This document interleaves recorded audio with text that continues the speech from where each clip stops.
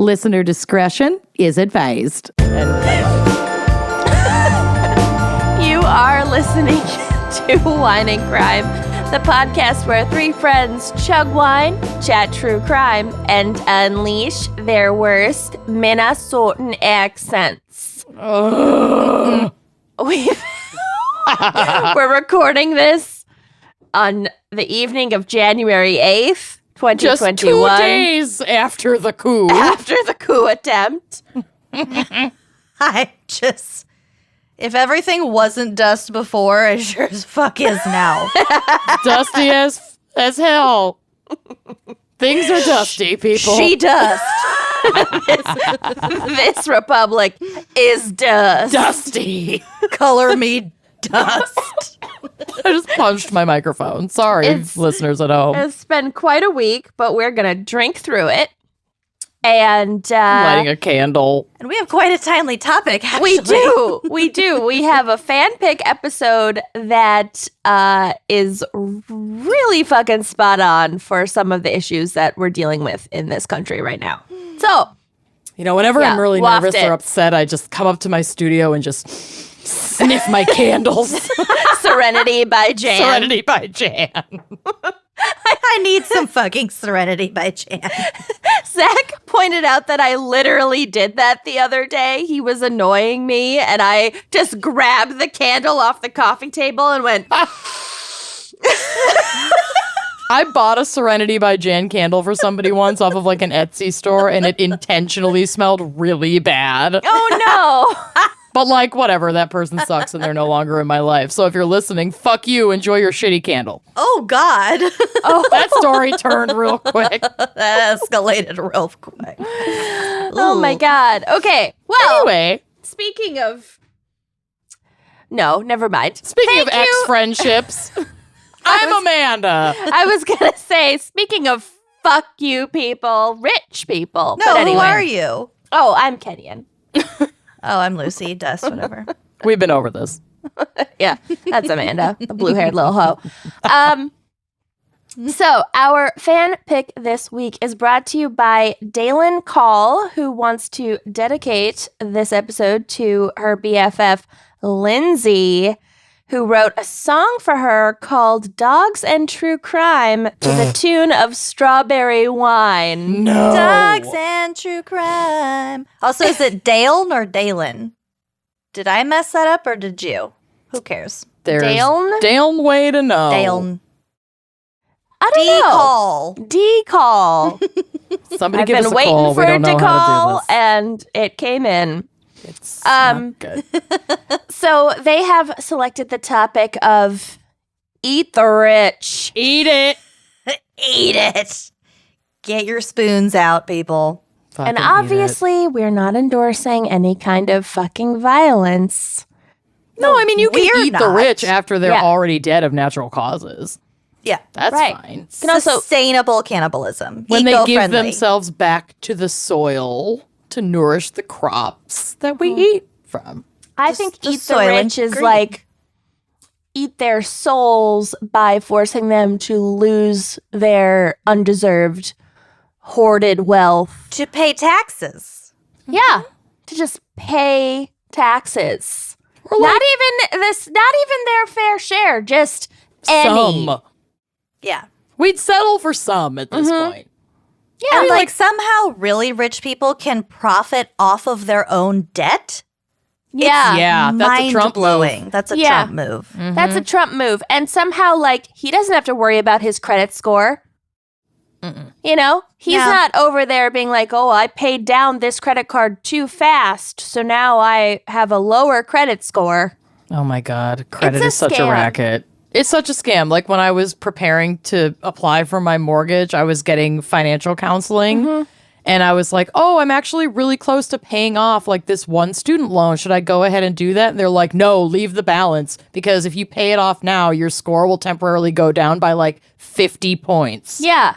I was Yeah. like, don't they want you to pay it off? And they're like, Yeah, but they also want you to carry a balance so you can quote unquote show that you're a responsible lender. Yeah, It's like, borrower. And you Borrowers, don't sorry. have to pay, what is it? You don't have to pay tax on your outstanding student loans or something like that. So you should pay off everything else first. Sure. Something like that. Well, you have to pay interest. I don't know, whatever. Obviously. all Thanks for garbage. tuning into our financial advice podcast. Yeah, don't take any of it. We clearly have no fucking idea what we're doing. We are not the rich that we're going after today's episode. No. We'll just put it that way. Eat the surviving in right, general would be well- our episode. I'm putting on an eye cream. Eat I have a dry broke patch. millennials. I'm nurturing my dry patch. If you subscribe on Patreon, you can see my dry patch and the regrowth of my eyebrow. Let's celebrate that for a second, which I accidentally And the shaved big off. old tub of Vaseline that I keep next to my computer for the Yes. same reason. I have hand sunscreen next to my computer, and I haven't left my house in 72 hours. Well, Wow. Need never that know when- sunscreen. you don't want to get your hands burned. All right. Okay. I literally burned my hand yesterday making French fries. Ouch. Anyway, continue. Okay. Put some Vass on there. I did. It feels great. Slap it a Vass. Slap on some Vass. Get on with Put your some day. Windex on it. Okay. Amanda, what is our wine crime pairing for Eat the Rich? All right, that's the topic. Our fan picker also selected not the varietal, but the line of wine this week. Very appropriately, Pour House wines, which I know you've seen them before. They're the boxed wine. Yeah. I selected the Pinot Grigio because I was feeling, something a little chilled, a little crispy. P-O-U-R house. Yes, We pour, should like point out. pouring Clever. a glass of wine. It's a play on words. Yeah. We should actually do Pour House crimes, though, because those places were fucked up. Yeah.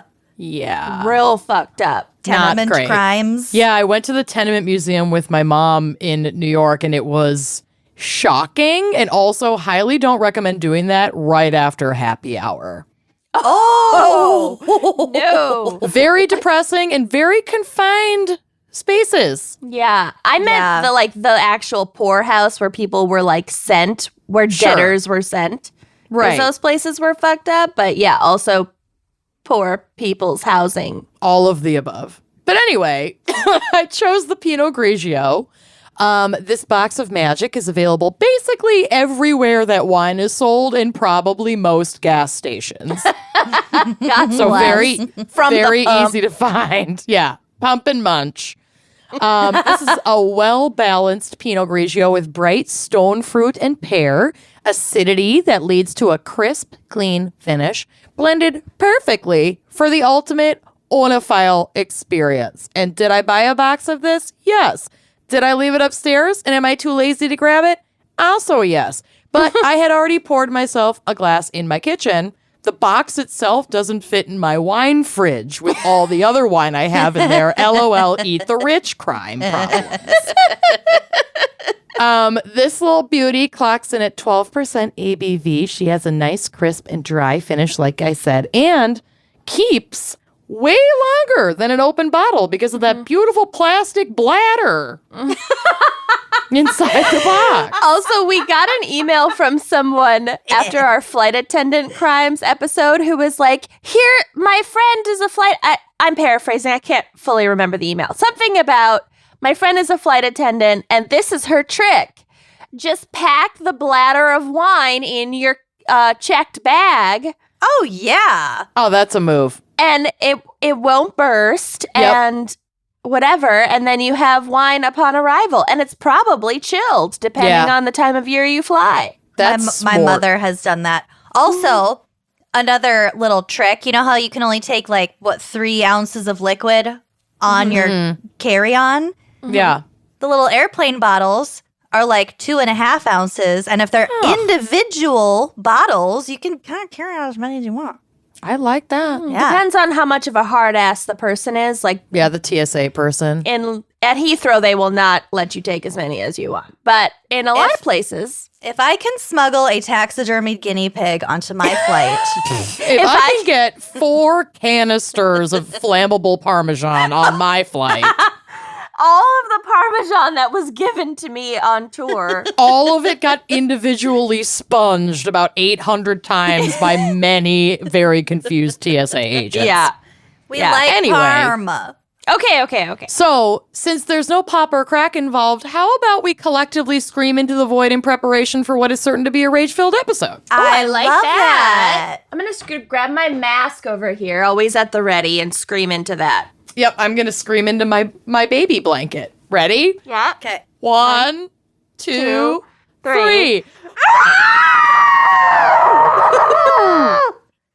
That felt good. Okay, that felt really good, actually. Can we Good do that at the end, podcasting. too? Cheers, Yeah, everyone. We probably have to.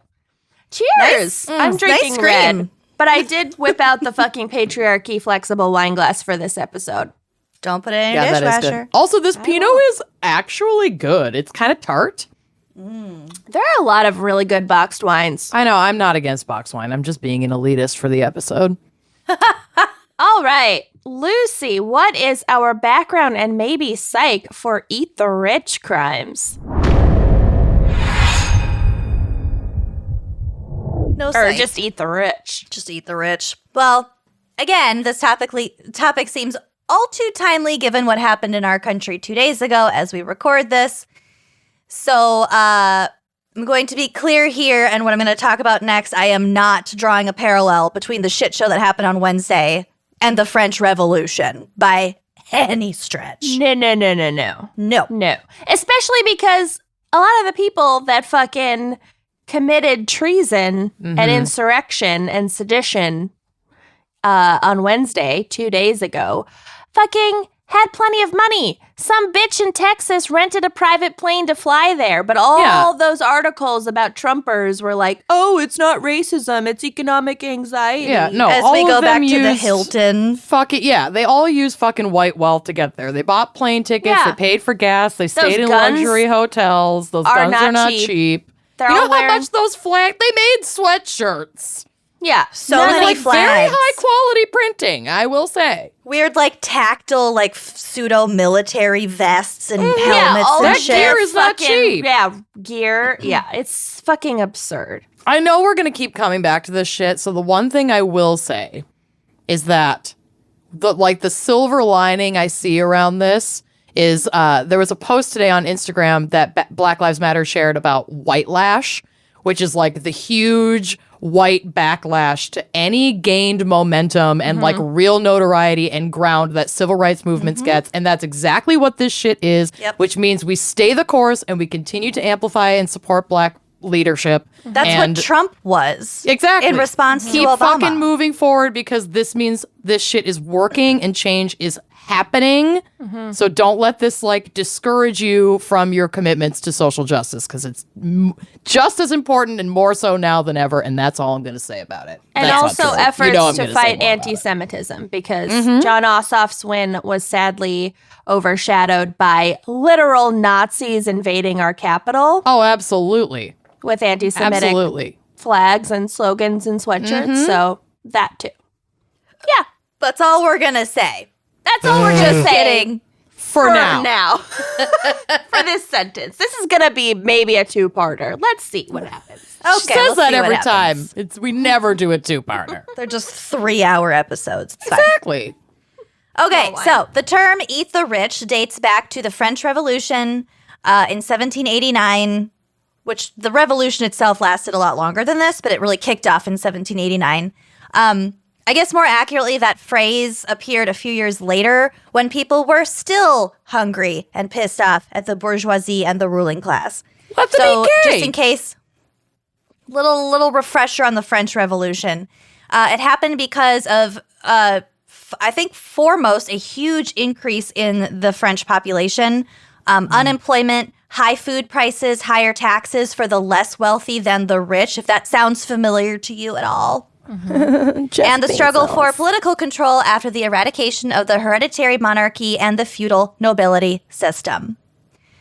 Keep in mind, like I said, that this was an actual revolution, not an act of treason and sedition, like what Trump's pathetic mob looked like earlier this week. Not an old man desperately clinging to power. Yeah.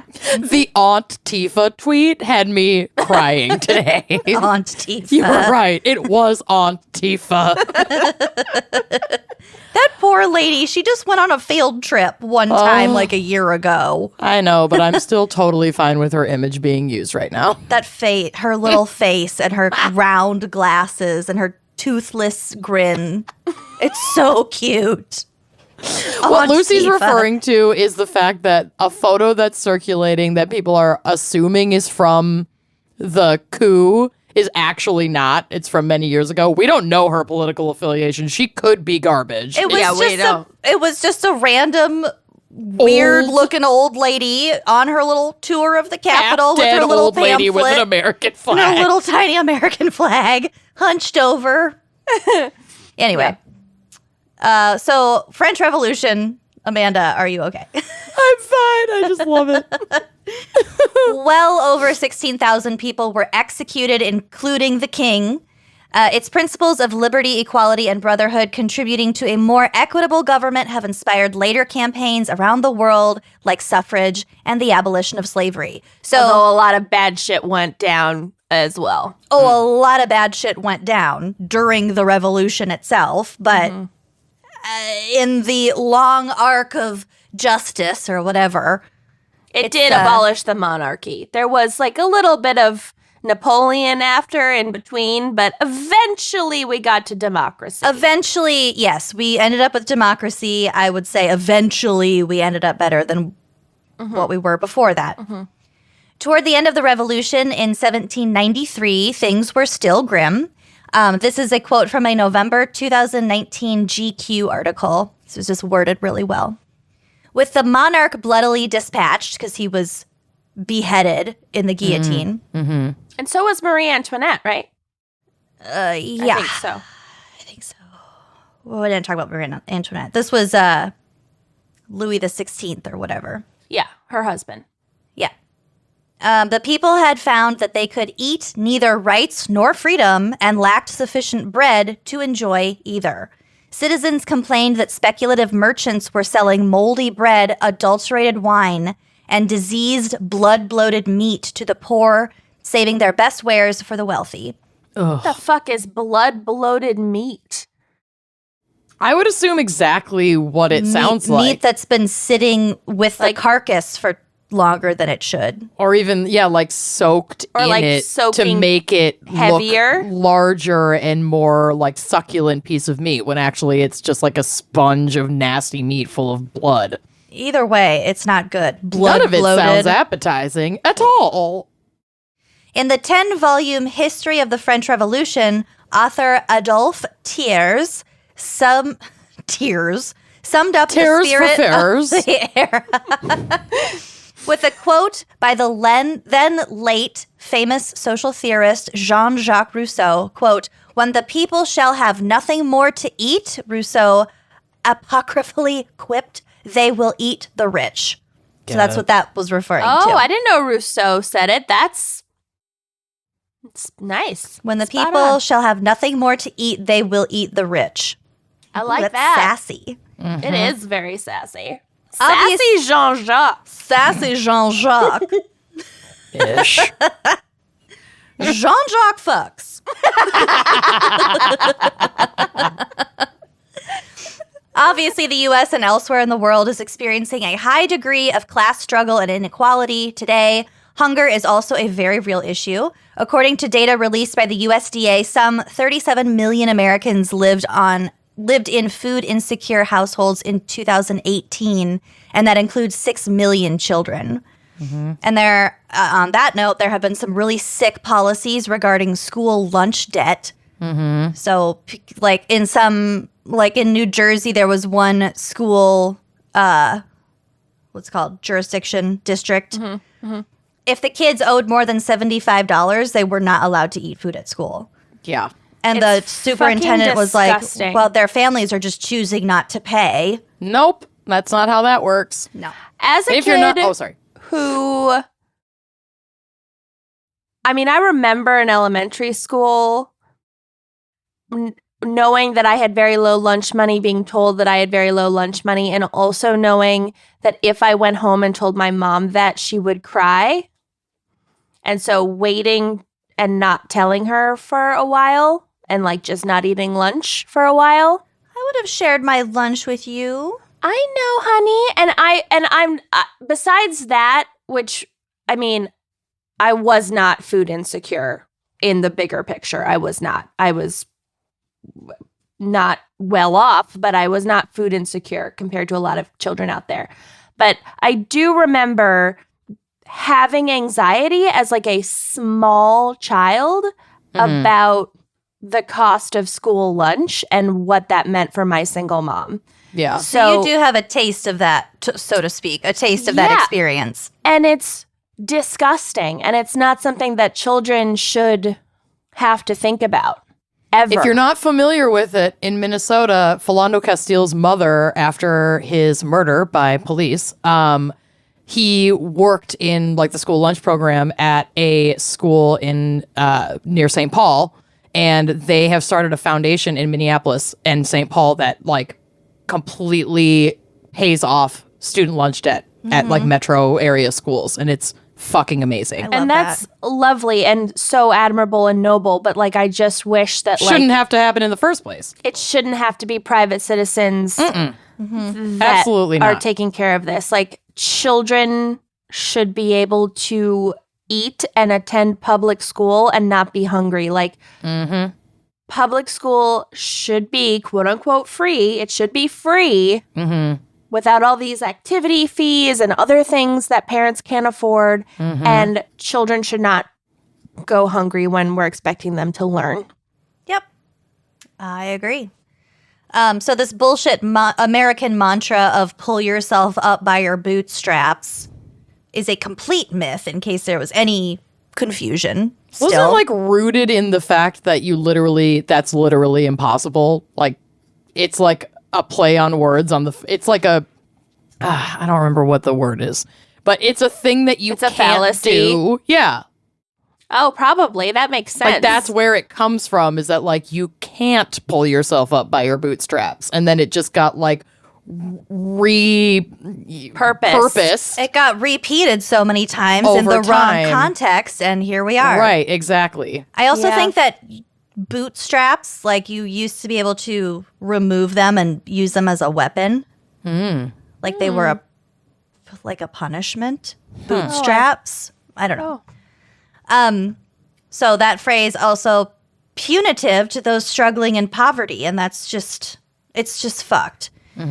So as 250 years have shown, this ideology does not work. And here's another quote from that GQ article. Social media has long appealed in part because of its ability to show us the rarefied world of fabulous wealth and abundance. But as California burns due to PG&E's obsession with profit maximization over power line maintenance, and New York installs increasingly draconian surveillance measures to ensure subway riders don't skip out on the $2.75 fare. I have also had to pay a fine for trying to skip out on my subway fare by jumping a turnstile. So fucking stupid. You're it's hard. so bad. Oh my God. You're a total rebel. It's like the only ticket I've ever gotten. Wow. Because you can't drive because you're blind. I do drive, but I drive like a grandma, so I never get a ticket. So it's hard not to feel the sting of class resentment. The country has the feel of the twilight of a monarchy. Keep in mind, this was published in like September 2019. The country has the feel of the twilight of a monarchy under the rule of an erratic sovereign who has done his level best to reduce the vast machinery of government to a reflection of his own will. Wow. Say it louder for the people in the back. It keeps going, honey. Someone predicted the future. He issues his edicts often enough from an array of gilded private residence that evoke, with neither taste nor elegance, the excess of Versailles. Yeah. Meanwhile, the super wealthy aristocracy acquire more and more. The recently released floor plans of Jeff Bezos' newest mansion reveal 25 bathrooms, a whiskey cellar, and an entire spare house for entertaining. Adam Newman, the tall, handsome, and totally reckless tech executive behind the spectacular demise of WeWork, is walking away. Is that like a shittier LinkedIn? No, WeWork is like this guy, and he like somehow this is Cliff Notes version. He somehow convinced like a Japanese billionaire that like this was like his novel idea and to invest, and he like made all of this money and the company crashed, but the company was literally just like renting office space to freelancers. Yes, perfect. But like cool office space. It's like a collaborative workspace. Collaborative, yeah. Yeah. That's all it was. But they like massively expanded way before they were ready to. And like people also started to realize that like, hey, I can just work from home. Right. And like and not pay you rent. He kind of got out at a good time. Personally, like his reputation is ruined, but he made so much fucking money off of this, and then I can tell you exactly crashed. how much he made and what happened. He is walking away with a $1.7 billion golden parachute as a reward for his abject failure, leaving thousands of laid-off employees holding the bag. Oh, good. WeWork. I'm fine. That's We great. work. Well, he works. You're all out of work. He doesn't have to work Trademark. anymore. Yeah. He worked. Yeah. It didn't work. Okay. Early in the primaries in 2019, candidates like Elizabeth Warren and Bernie Sanders sort of embraced this national contempt for the uber wealthy and proposed measures like a wealth tax, among other things, but like gingerly. Mm-hmm. Eat the Rich became somewhat of an obviously unofficial campaign slogan and is often used in anti-capitalist circles. Remember, what was it? Why can't I think of this? A few years ago, like Anonymous, all the anti-capitalism stuff in New York City. And what the fuck was that movement? Oh, like the Wall Street Wall Street. occupation? Yeah, Occupy. Mm-hmm. That was a lot of Eat the Rich Yeah. sloganry. Social media has really adopted the slogan because it's both succinct and provocative. And as you could guess, hashtags for Eat the Rich really fucking blew up in 2020, particularly on TikTok and Twitter. I'm very proud of myself. I have the TikTok app. Oh. So I was able Wow. to go on and confirm that on TikTok, that hashtag of Eat the Rich has over 287 million views. Wow. And I started scrolling through these videos of all these cute little children making all these videos about Dances. eating the rich. It's so cute. I bless love them. it. I can't wait to fall asleep to them tonight. Perfect. Highly I encourage catch you to my follow. sister doing that. I know exactly what time she's like cozying into bed to go to sleep because I get like 4 texts from her of just TikToks, no context, no conversation. And She's I'm like, into you're getting TikTok. ready?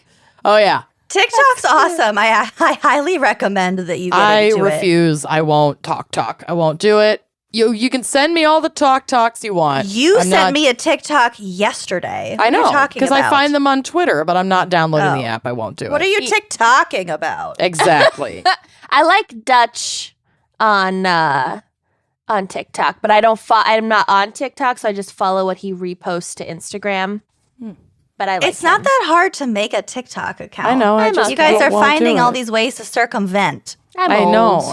I already have a million social medias. I don't want 1,000,001 Well, I'm when proud I of can just myself. see them on one of my other social medias. At 33, I'm the oldest person on TikTok. There it is. BLM protests use this hashtag to demonstrate the intersectionality between race and socioeconomic injustice. So listen up, Trump supporters. You might be pissed because you think you're poor, but you hate the BLM protesters. They're actually fighting for Wake stuff up. that would benefit you if you actually are poor. Yeah. Okay. I found a lovely article from a column in the Vanderbilt Hustler, as in the Vanderbilt University student newspaper. I Oh. think. Called The Hustler? They call it. Yeah, I'm like, wait. Called Vanderbilt Hustler, apparently. I'm a All right. I'm a hustler. The column I'm a Vanderbilt hustler. The column is entitled "Eat the Rich," written by a lovely freshman named Claire Rich. Claire just wants her pussy eaten. Oh, no. Eat the rich. Line up right here. Here's my address. You're in college, babe. Now's the time to get it. Mm-hmm. This is from her article entitled "Eat the Rich: How an 18th Century Phrase Has Made a Comeback." So here's the quote. The phrase made a comeback in the 21st century as income inequality in the United States has grown dramatically. According to Pew Research, the wealth gap between America's richest and poorer families more than doubled between 1989 and 2016. I'd be willing to bet not post-COVID, in the midst of COVID, that is a much higher worse. Oh, yeah. gap now. But of course, it takes a lot of time to gather that data. So we won't know that for a while. I'm just speculating wildly, but I won't be surprised to find out a couple of years from now that that's true. And this article is from September. I just want to point that out too. Since the beginning of the COVID-19 crisis, Jeff Bezos alone has gained $23 billion. Meanwhile, And Elon Musk just surpassed him that as the... we'll get to it. Sorry. Is Musk. The show must go on. We'll get to it. You must forgive me. I must move on. Lest you give away. I don't mean to part of my notes. elongate your segment. I'm going to boot you to Mars. Okay. Meanwhile, more than 185,000 people have died and 40 million people have lost their jobs, with those under the poverty line suffering from higher mortality and unemployment rates. And also women. Yeah. The phrase "eat the rich" has re-emerged in progressive circles as a response to these ongoing dynamics. So shout out to Claire for the great article. Also, you look a lot like Miley Cyrus when she was not being Hannah Montana, so props to you for that as well. And eat the rich, Claire Rich. I love it. So funny. I hope I'll you never get get eaten over it. soon. Everyone needs I'm a good rolling eating on the soon. floor laughing. It's so funny. It's so funny. I'll Ha, never ha. get over it. Ha ha ha. Bah ha ha ha ha ha ha. Okay, so we touched on our friend Jeff. Asterisk, I will come back to this. Okay. Who is worth, he's not fucking worth this much money, but you know, it's all of his assets and whatever. Yeah. He has hoarded this amount of money. He has hoarded $113 billion, despite giving his ex-wife $36 billion in their 2019 divorce. LOL. Definitely And the didn't she, biggest like- divorce settlement ever, right?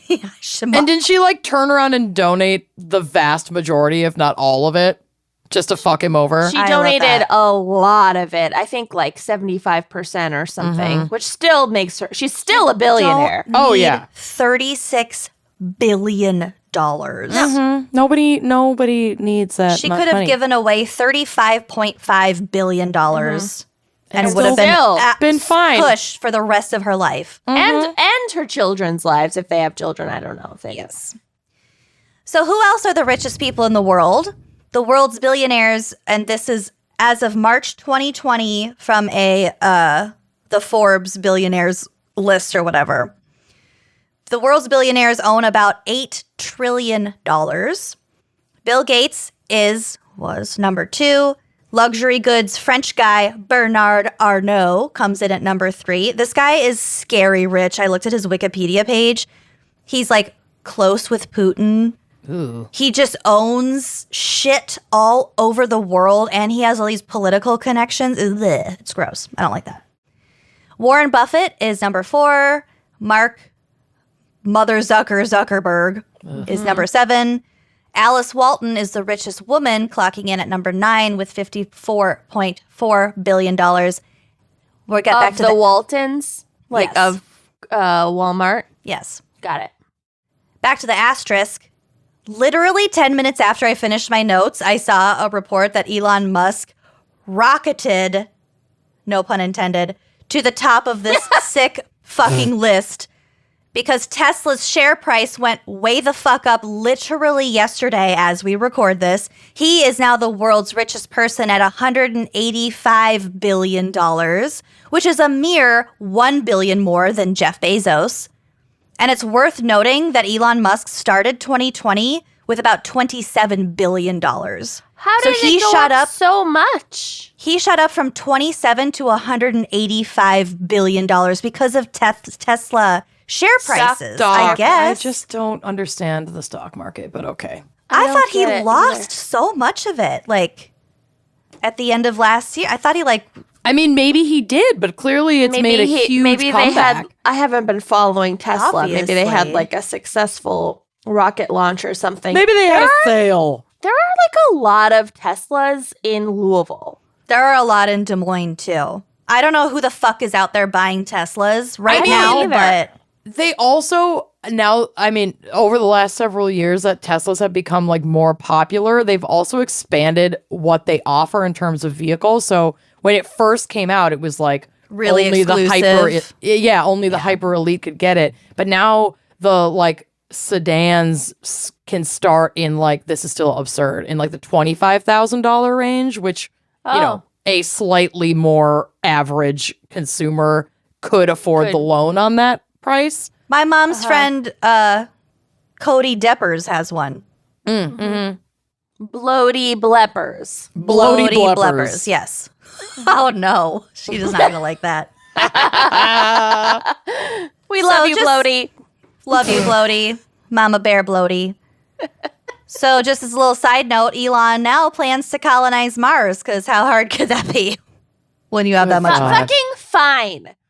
Go. Bye. We're gonna need it anyway because we continue to destroy the planet and the rich people are gonna need somewhere to go and we'll be long dead before then anyway. So go enjoy Mars. He is destroying the planet. Oh, yeah. And he is taking off in his golden rocket ship to Mars. Mm-hmm. I know.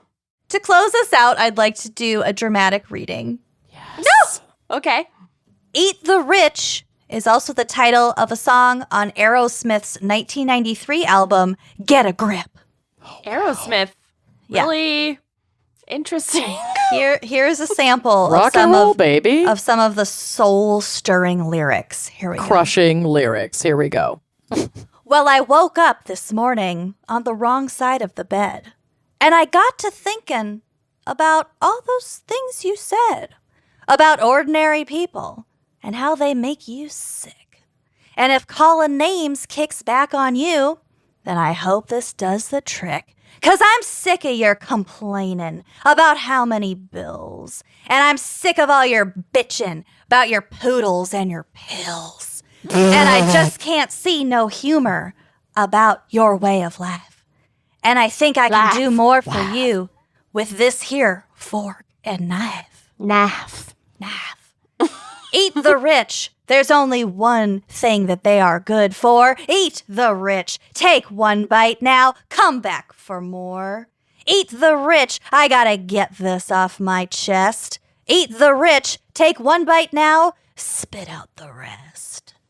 So I called up my head shrinker. It's still going. Oh, Okay, it's still got it. going. Sorry. And I told him what I'd done. He said, you best go on a diet. Yeah, I hope you have some fun. And don't go burst the bubble on rich folks who get rude, 'cause you won't get in no trouble when you eats that kind of food. Now they're smoking up their junk bonds, and then they go get stiff. And they're dancing in the yacht club with Muff and Uncle Biff. But there's one good thing that happens when you toss your pearls to the swine.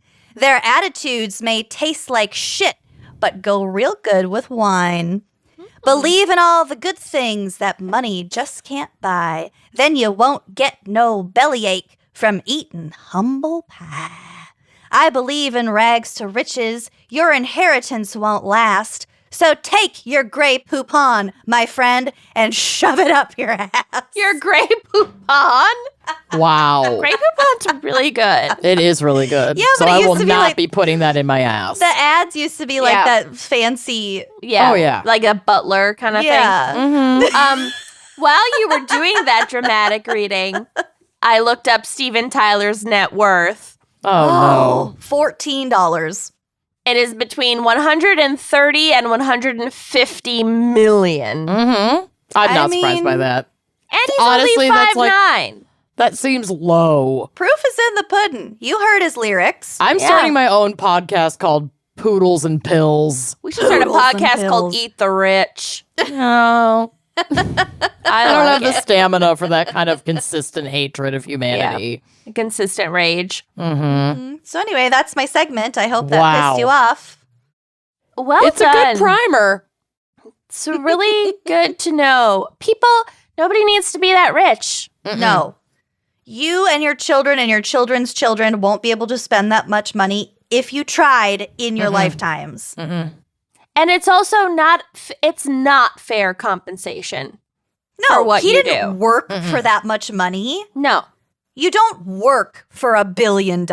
Right. no. You accumulate that wealth on the backs of those who work, who are grossly underpaid. Compensation. It's And- exploitation. Yep. If you It's like have the more than only $1 way you can billion amass- Yep. it's exploitation somewhere down the line. Yeah, I don't care. that's like the only way you can amass that kind of wealth. There's just like, there's no other fucking way to And I just explain don't that. understand why. What do you Like, need it why for? do you feel a need?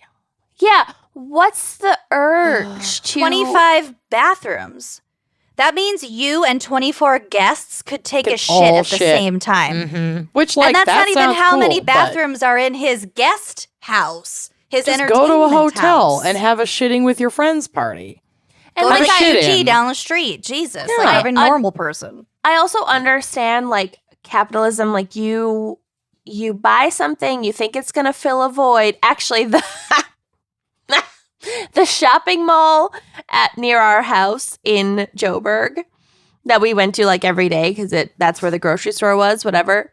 It had like these banners for like just general marketing of the shopping mall. And one of them said, "Fill the void." Oh, yeah. It was It Like knows in your what heart? it's doing. It was so great. You would drive into the parking lot and it just was this big, like, Danefern Square banner that said, "Fill the Fill void." the void. And That's so sad and funny. Speaking of exploitation, I would fall for that hard. I haven't filled that specific void in too long.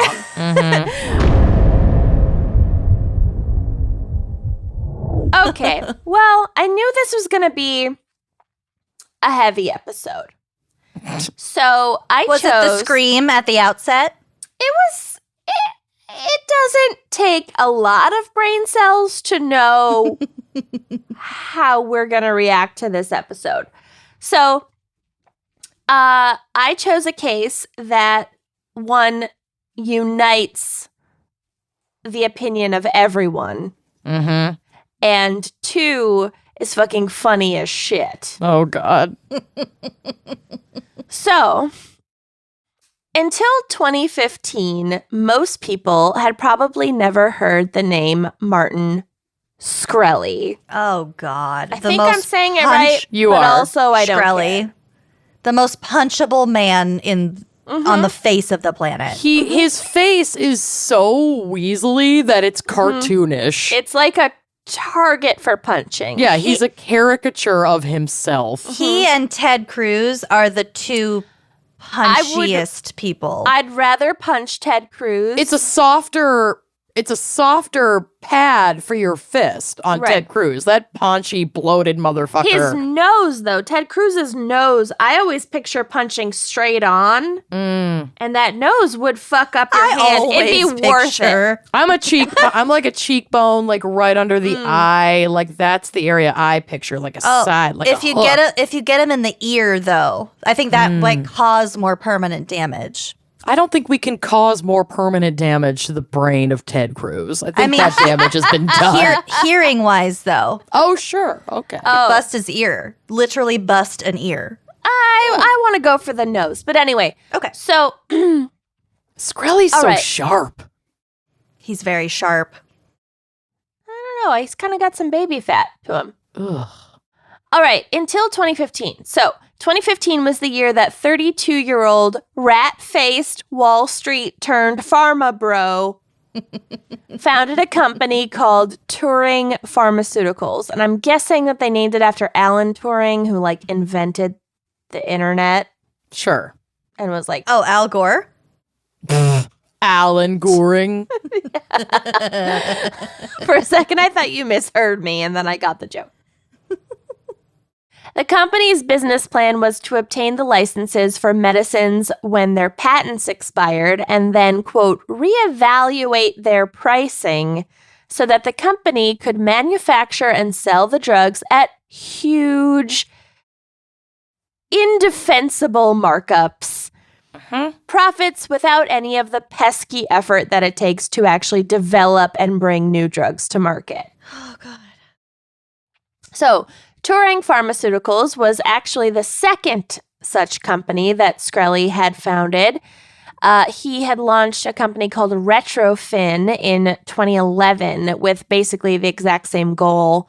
But 3 years later, in 2014, the board of directors of that company voted to replace him and later filed a lawsuit accusing him of misuse of company funds. Accusing him of showing up around here with that face.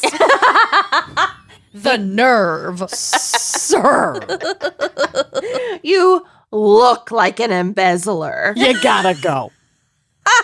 I'm suing. Security stops him at the door because of his gross, You have wet lizard the eyes. least trustworthy face Oh, of the any least. face. The No, least. he's pale. He has a perpetual smirk. He's a ghoul. He's He a probably showed up on one of those like hoverboard things. yeah. He like is a smirk come to life. Yes. He's Yeah. a human smirk. So before he began launching various pharmaceutical startups, Shkreli had also worked at several hedge funds and then founded 2 of his own. Nobody knows what a hedge fund is. I was just gonna say, I don't even. It's fine. We're not going to get into it. It's fine. So, several suspicious trades during his hedge fund days attracted the attention of the SEC, which is the Securities and Exchange Commission. But they ultimately weren't able to prove criminal conduct on his part, so those investigations were dropped. Oh, hence the smirk then in 2015. Because he's like, I've gotten away with this shit before. Try it. Try it. Yeah. Try just- me. You can't Just touch try it. So, Shkreli's, again, I don't care if I'm saying his name right, public infamy stems from Turing Pharmaceuticals' 2015 decision to acquire a drug called Daraprim. Daraprim is an anti-malarial and anti-parasitic. It's commonly prescribed also to patients with HIV/AIDS in order to treat toxoplasmosis. So it's a very important drug. It's been around for 62 years at this point. It's not a new drug, but it's an important drug that is Right. prescribed to a lot of people and also a lot of people with very limited financial means. Yeah. So putting it behind a fucking massive paywall is a pretty shit-stained thing to do. Yeah. So Turing purchased the license for Daraprim. Again, they did no research. They did no development. They did not develop They this didn't drug. do fucking anything.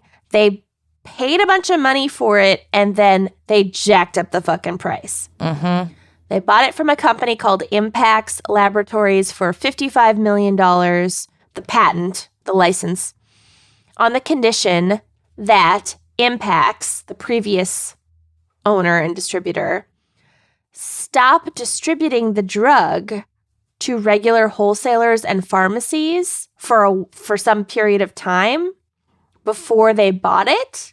To make Is that it like exclusive. to create a demand? Yeah. Yes, to make it difficult to obtain. So he basically orchestrated a supply crunch to increase demand and increase the price. What a psycho. Okay, I didn't know that detail. I didn't either. Like, the rest of it is bad enough, but that Right. is also part of it. It's psychotic. It's sociopathic. It's murderous. It's eat the rich. At least one person on that billionaire, that Forbes billionaires list. I think he was in like the top 15 or top 20-ish at least, like somewhere near the top.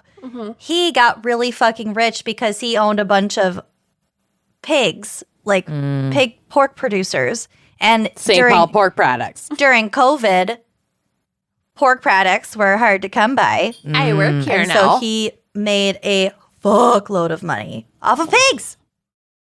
I also feel guilty every time I eat pork because they're so smart. And octopus. They're so smart. Whatever. The smarter the animal, the better it tastes. That's why I'm sure humans would taste terrible. Oh my God. I wish I could go down to just chicken.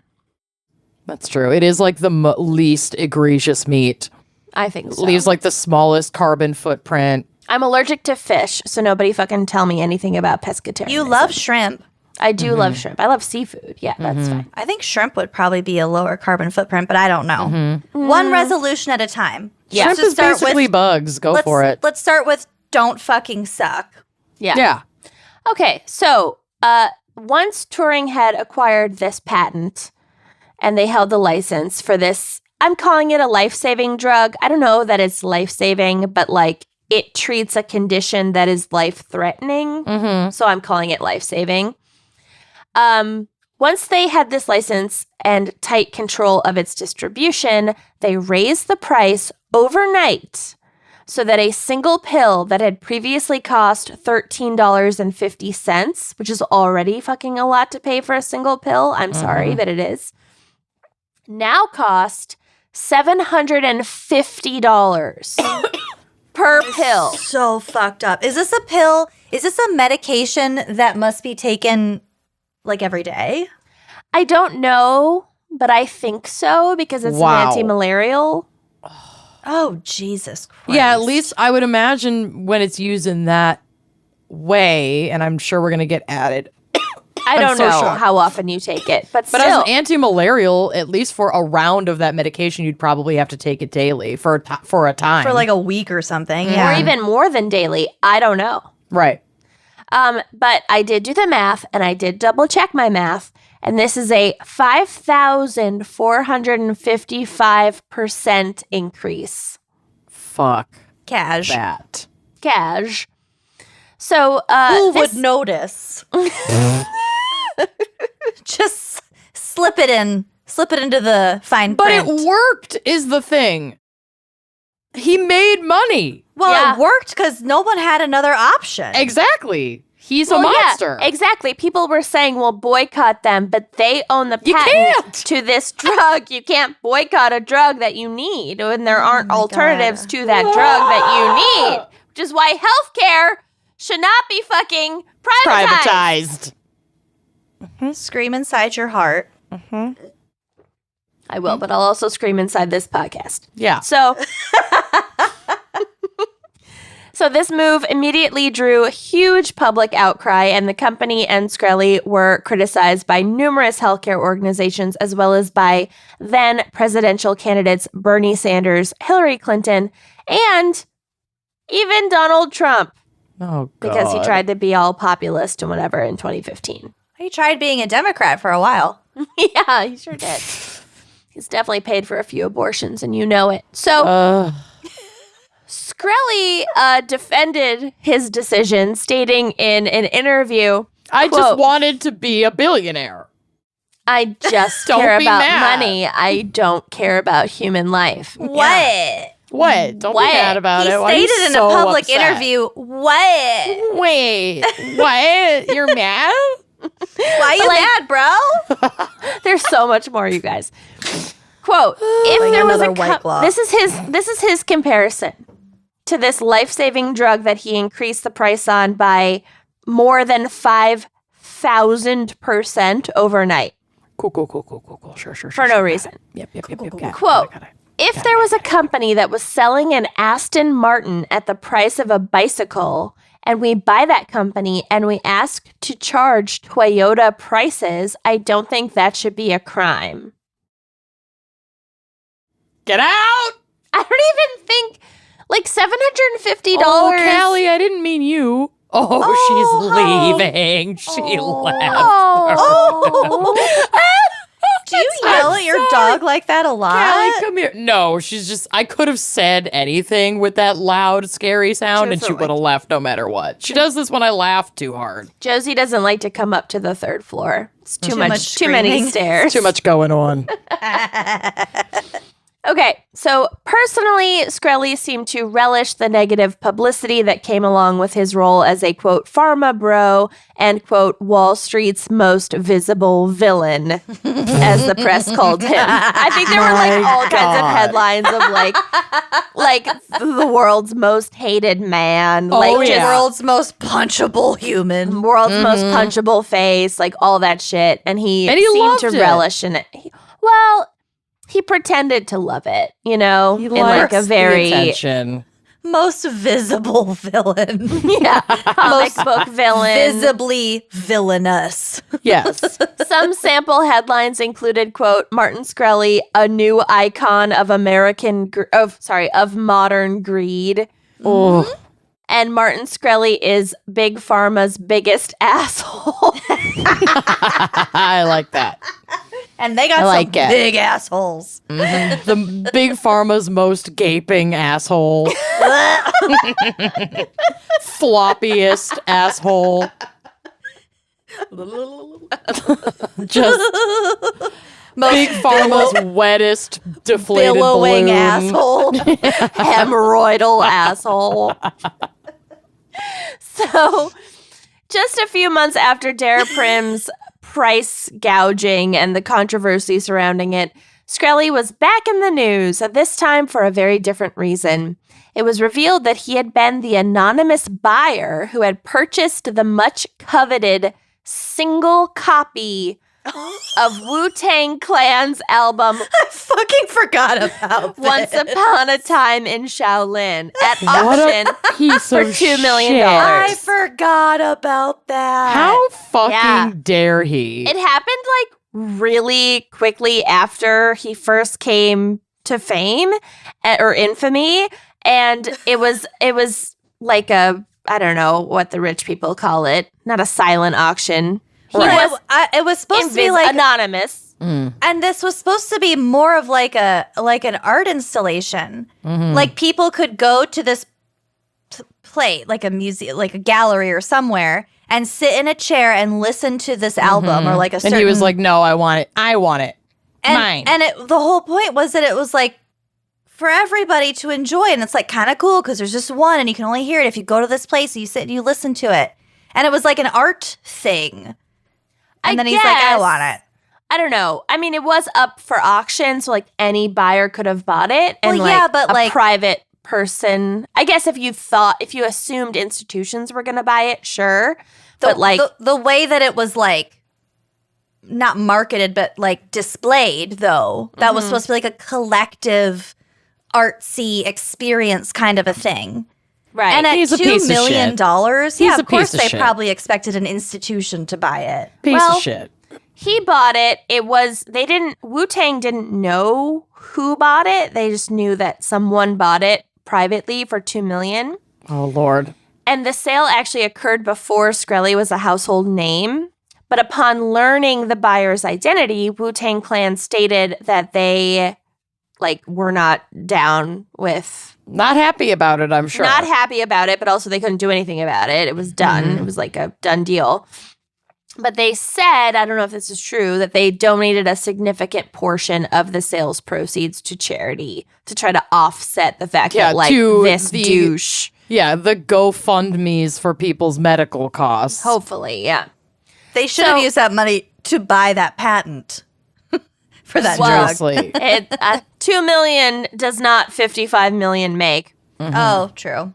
So Shkreli responded to the snub from Wu-Tang Clan by ultimate saying, snub. quote, I felt insulted. If I hand you 2 million, fucking show some respect. Oh, fuck At least you. have the decency to say nothing or no comment. He's such a fucking prick. Well, he's a fucking prick, and it's like, you're fucking with a healthcare system that already, because of racism, disproportionately, destroys the lives of People of color. BIPOC. And then you're gonna go spend your exorbitant wealth on the last remaining Wu-Tang album of this caliber. And then you're gonna be mad that they're not, rolling out the red carpet Like the mental gymnastics you have to go through to be that. It's just so. I want to pay $2 million for this artist's work because I think it's worth that. But when that artist expresses their valid opinion. Yeah. Fuck you. I just fuck you. Show me some respect. I gave you money. It's a Donald Trump thing. He didn't think it was worth $2 million. He just didn't want anybody else to have access to it. He wanted that exclusivity. And knew he could have it. It was the ultimate saline bag. Yes. Exactly. It was it was like buying a fancy fucking handbag, but a dude. Yeah, exactly. It was just a status thing. Cool. So, cool, we will circle back to the album. Don't worry. So, good. Shkreli also vowed to release portions of the album online for free if Donald Trump won the 2016 election because he was super pro Donald Trump. And did he follow through? I don't think so, but we will get to it. He might have had an excuse because he might have been in prison. Okay. Well, fair. What a waste of a Wu-Tang album. Yeah, I don't know who has the album now, but yeah. I'm hoping his housekeeper. But silver lining, just a few days after the Wu-Tang drama, Martin Shkreli was arrested in New York and charged with securities fraud.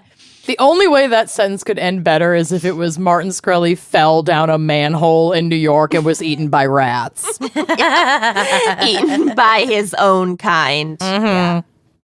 So the charges were not related to Turing Pharmaceuticals, but rather to one of his previous hedge fund antics. And also his first pharmaceutical company. So he just is a fucking scam artist wherever he goes.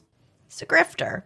He's a grifter, much like our president. Yeah, no wonder he likes Trump. Anyway. So Retrofin, his first pharmaceutical company, he was essentially charged with founding successive businesses as a Ponzi scheme and then quote, using the new company to pay off defrauded investors from the prior company. Okay. So a Ponzi scheme, but with companies. Sure. Higher stakes. Yeah. Instead of leggings, it's higher pharmaceutical stakes than companies. Corporations. Yeah. So finding a jury for Shkreli's trial proved to be extremely difficult because potential jurors would make comments like, quote, I'm aware of the defendant and I hate him. Or, quote, he kind of looks like a dick. You're not wrong. The next time I'm called for jury duty, I'm using Kind of looks like a dick. He kind of looks like a dick. It kind of looks like a human dick. I kind of want to punch him from here. He's got a really punchable face. Can I punch him in the face? I'll be impartial, but can I punch him in the face? I'll be impartial if I can punch him in the face. Under just one condition. I get to punch him in the And face. also, quote, he disrespected the Wu-Tang Clan. Well, yeah. Egregious. I'll be impartial under one condition. So at first, Shkreli was released on bail, but this would later be revoked after he posted on Facebook offering $5,000 to anyone who could procure him a strand of Hillary Clinton's hair. What a fucking psycho. Because she was like really critical of him, and so he was like, Gotta clone her? Put a spell on her. Put a spell on he later edited the post to claim it was satire, but the judge deemed it a solicitation for assault and sent him to Metropolitan Detention Center in Brooklyn to await sentencing. Mm-hmm. That does not sound like a fancy place. It is not. I don't think they have 25 bathrooms. Well, maybe, but... So one of the journalists covering the events leading up to Shkreli's trial was a Bloomberg reporter named Christy Smith.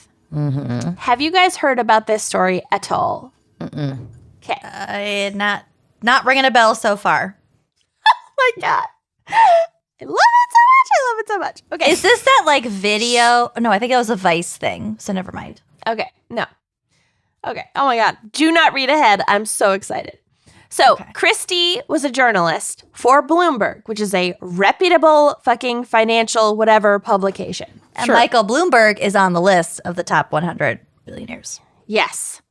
So Christie was in charge of covering white-collar crime for Bloomberg, and she had actually been the reporter to first break the news of both the SEC investigation into Shkreli and also his subsequent arrest. So she is on the beat, on the Shkreli beat. Get it, works, girl. Journalist, works for a reputable financial whatever. She's collecting Shkreli hairs instead of Clinton hairs, and she is crushing it. She had been working at Bloomberg since 2012 and was well regarded at the company. She was known for submitting reliable stories and being able to manage the fast pace of internet news. And something horrific that I found out is that Bloomberg's reporters are partially evaluated on how many seconds ahead of their competitors they're able to publish online stories. Wow. Hence, well, I mean, that's the all news of cycle the now. egregious typos. Yeah. Okay. I was That's how it is wondering. now. Also, so fucking glad I did not go into journalism, which I did think about for a hot second when I was having a An quarter-life existential crisis. Yeah. Also, invest in copy editors for the love of God. They take too much time. I once Gotta- was one. Gotta get those You know egregious what? Gotta typos get out those there. tweets out. You lose a lot of credibility when you misspell really simple words. I'm just going to say that. So, despite her early role in covering the Shkreli story, Christy Smith was a relatively unknown reporter, and her name was not commonly associated with the Shkreli case. So she's kind of coming up from nowhere, but she does then have a very she gets solid to fly job. under the radar a little bit that way too, I'd imagine. She's a spy.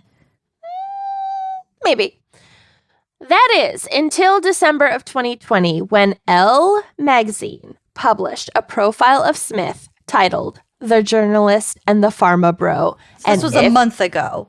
Yes. And it is the thing that brought me the most joy Did they fall in possibly love? in 2020 is this article, and you have to read it. And this case will not do it justice, and you have to read the article. It's so perfect, and it's amazing. But wait, is love actually all around us? Is that the bottom line? It's so good. So, this story details how, over the course of Shkreli's trial, Christie's interest in him went from professional to romantic Knew it. infatuation. I knew it. Wait, she fell in love with him? Yeah. That's what I'm saying. Like, it has to, that's the only way this could go for it to be this gross. Yeah. Ish. I thought it was going to be the other way around because he's so don't pathetic and want- gross. To sound insensitive. No, people obsess over wealth. Yeah. and Is she greed. vision impaired in any way? Not that I know of, no. Because he is Who a hurt her? hideous. Yes, there I it don't is. know the answer, but there are so many anecdotes. So, this connection that Smith somehow couldn't shake would eventually turn her life upside down. Get eHarmony, honey. Match.com. It's okay to look. For God's sake. Is that their slogan? That's either eHarmony or Match, but It's okay to look. Yeah, fucking okay to look. what's his name? Dr. Phil used to be a spokesperson for one of these, and it was the commercial would end with Dr. Phil just like wandering into an empty white room and just going, "It's okay to look." Oh, no one's looking at Dr. Phil. Isn't he Jesus married? Christ. Yes, to Yeah. Robin. She's a gem. Robin, this thing. Okay, anyway. No. So- just his wife's name is Robin. Robin Phil. So, Oh, Smith, no. back to Smith, which is spelled with a Y and an E, so fancy Smith. Smythe? I don't know. Smythe? Probably Smythe. Either way, I hate it and I don't care. I don't know. Smith's romantic interest in Shkreli began when he was out on bail after his arrest, and she contacted him and got him to agree to meet for an interview.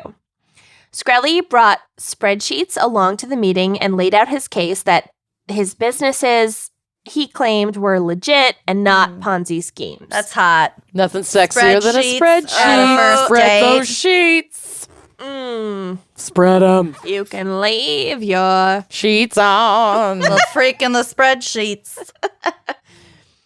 Smith recalls thinking, quote, "You could see his earnestness. It just didn't match the idea of a fraudster." You can see his earningsness. In the spreadsheets he brought to your first date. The two stayed in contact after that. Smith tried to get Shkreli to meet for another on-the-record interview, but he was evasive. Still, from jail, Shkreli began He's just not that into you. I really like the idea of him being evasive from jail. Like, where are you gonna go? Who are you gonna hang out with? You can't ghost someone if you're locked up. Right? Can't you? That's like the ultimate ghosting is getting ghosted by someone from jail. Oh, God.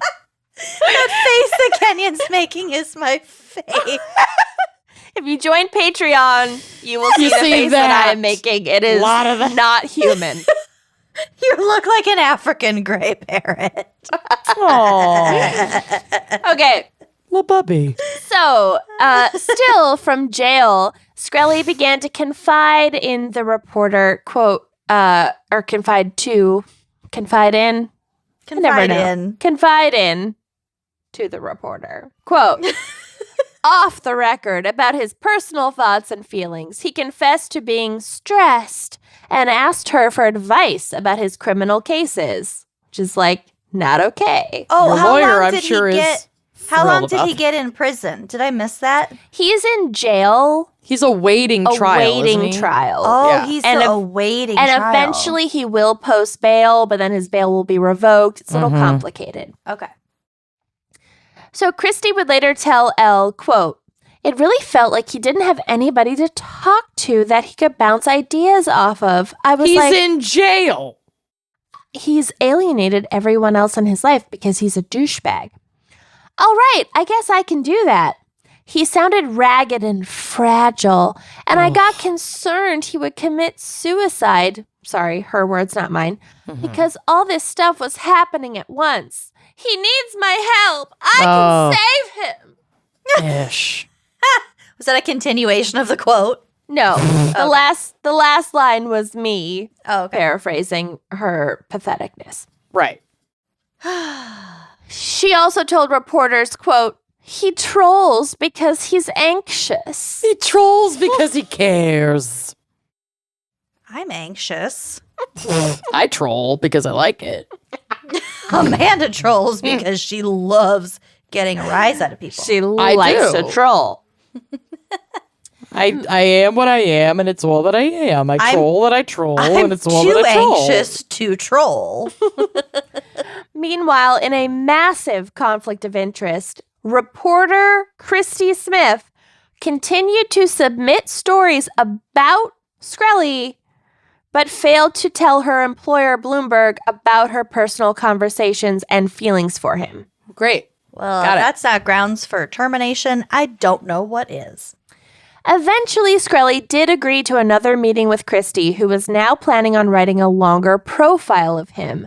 This one with the aim to reveal the softer side of this universally despised pharma bro. The suppler side of Shkreli.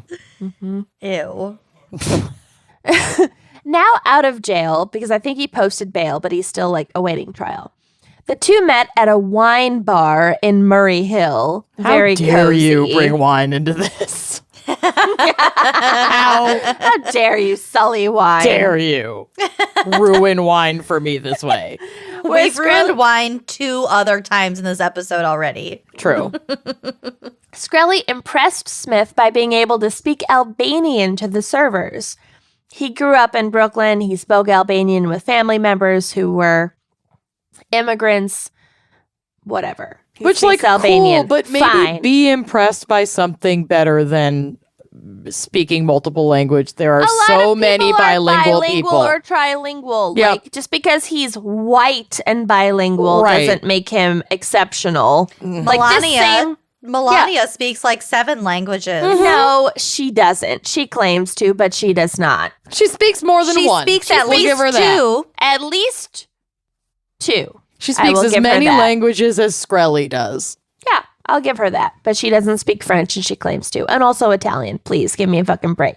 So, this so-called interview at the wine bar was really just a fucking date where the two bonded over their similar childhood experiences.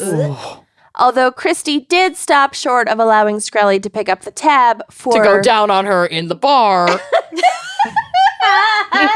for reasons of journalistic ethics. And integrity. Oh, now here we draw the line. Yeah. Okay.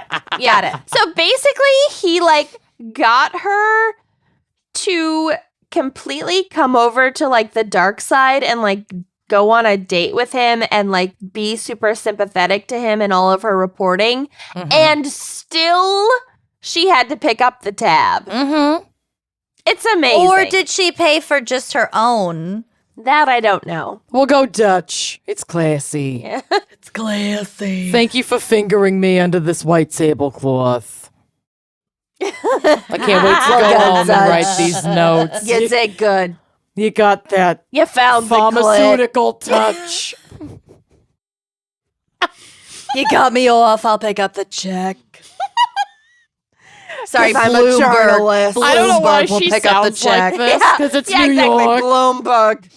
Bloomberg will pick up the check. You got me off. So There's cookies by the sink. This cookie's cooling by the sink. Grandma's tired. I gotta go to bed. you Did good. Smith had also recently begun attending Columbia University on a prestigious journalism fellowship, and Columbia does have an excellent journalism school.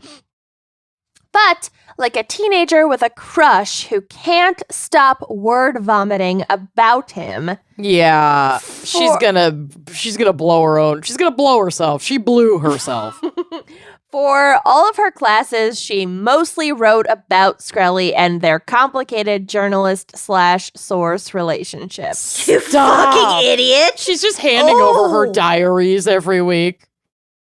She couldn't help. She became obsessed. She was But so she's in love. been a journalist since 2012. Uh-huh. Yeah. She should be aware of these She's a fucking ethical compromises. Yeah, she's a fucking adult and she should be a fucking professional, and like something Well- came over her. Common sense was is love. common, as Grandma would say. One of her professors, a man named Michael Shapiro, became concerned after reading one of her papers on Shkreli and warned her that it was an unhealthy and unprofessional dynamic, with Shkreli stringing her along to, quote, make her ever more grateful for access. So basically, Yeah. like, Yep. yeah. It's abusive. It's She's a exploitative, at pawn. least. Yeah. He knows This- exactly what he's doing. Mm-hmm. You're going to ruin your life, her professor warned. Good. I'm so glad somebody just blatantly said that to her, because she needs that kind of like bitch fucking snap out of it. Dude, but this was like a couple of weeks ago. This all kind of happened between 2015 and now. Mm-hmm. So I don't know when. I thought this was after her 2020 article came out. No. Oh, okay. This makes a little more sense. This is now, in the but- lead up to that article. That article is like the capstone. Okay.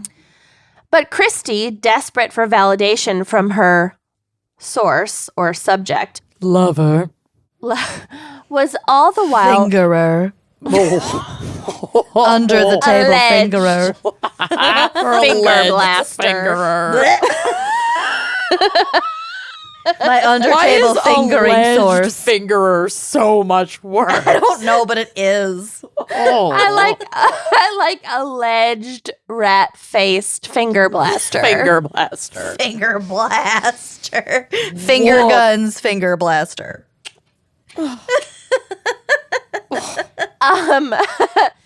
So all the while, she was showing all of her school journalism papers to Shkreli, being like, "Look what I've written about you and Oh. us."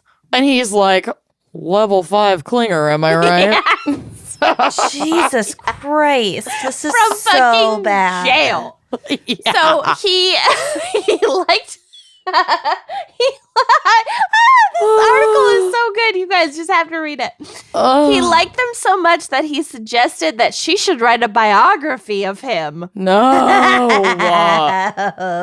She agreed. Of course she did.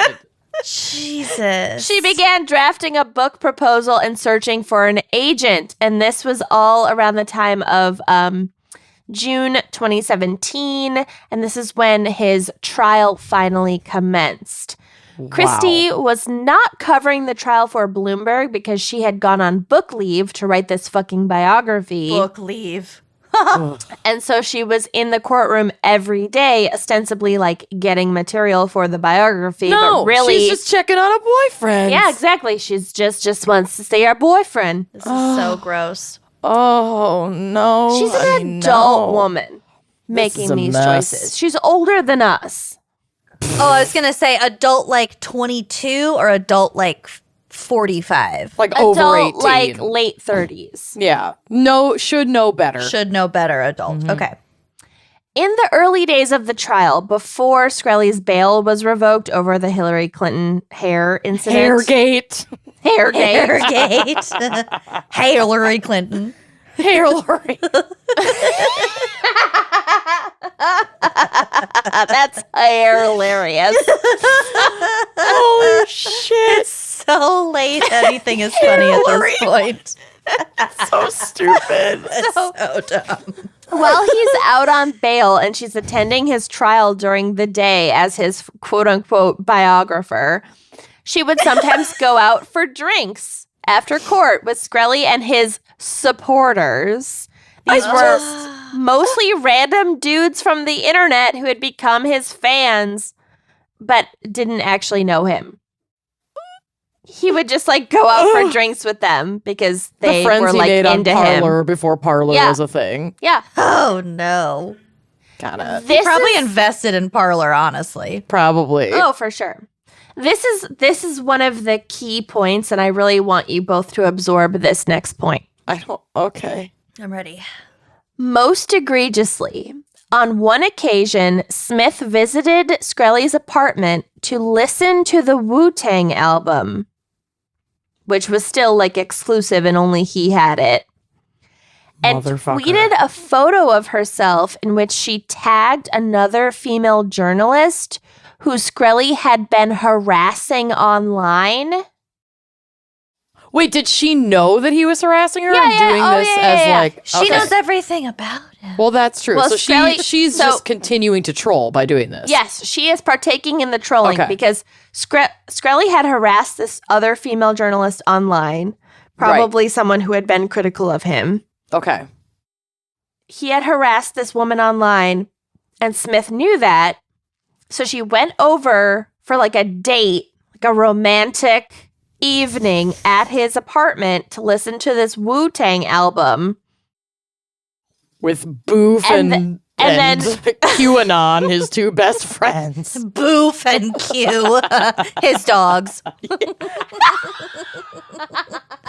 He's got two tiny Pomeranians And they're named Boof and Q. I'm going Well, to if you adopt didn't before, Pomeranians just for that. Boof, get am- off the sofa. Boof, bad Boof. Leave Q alone. Bad Boof, stop humping Q. You're both boys. It's not allowed in this apartment. We've talked about this. So she partakes in this fucking trolling of her fucking boyfriend to a fellow female journalist writing, quote, "I don't think he would hurt a woman, even a journalist. Behold, me and the Wu-Tang album." That bitch. Behold me being fingered under this bed sheet. Oh my God. The word behold actually really fits into this entire psychotic narrative, though. Unsurprisingly, Even a journalist. I'm sorry. That whole fucking thing. it's really bad. Unsurprisingly, Christie's marriage began to suffer. She was married She's this whole time. married? She was married. Wait. Yes. What the living? She was married Wow. the whole time. You know what? I love it. I love Yeah. it. Yeah. It's perfect. To no like notes. some no other notes. No notes. like some other investment dude, like some Great. other like Wall Street dude. So like she has a type. Well, he didn't have that Wu-Tang album. No. That's true. And Martin did. Or a rat face. Stop it, Ray. So It's my kink. Unsurprisingly, My Christy's kink. marriage Rats. began to suffer. Her husband was baffled by her obsession with Shkreli. But Christy just accused her husband of trying to control her career when he asked her to stop spending time with him. Poor guy. I mean, he literally was like, what is happening to my wife, who was like a respected journalist, and now... Yeah, she What was the on fuck? a roll, it sounds like. She was on a roll. She had a great job. She got into a great journalism program. She Pissed it all away. She fingered it all away. She fingered it all away. it all away.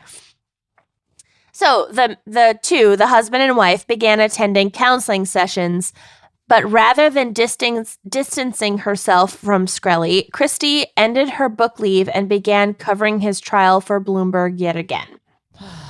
On the day that Shkreli's bail... Couples trying to make it and counseling, I think it's great. Counseling can be great. But Absolutely. there are some things that counseling can't fix. And I'm going to go Like out on a limb and say this is one of them. Like a bizarre obsession with a felon. With Shkreli. Mm-hmm. A Shkrelin.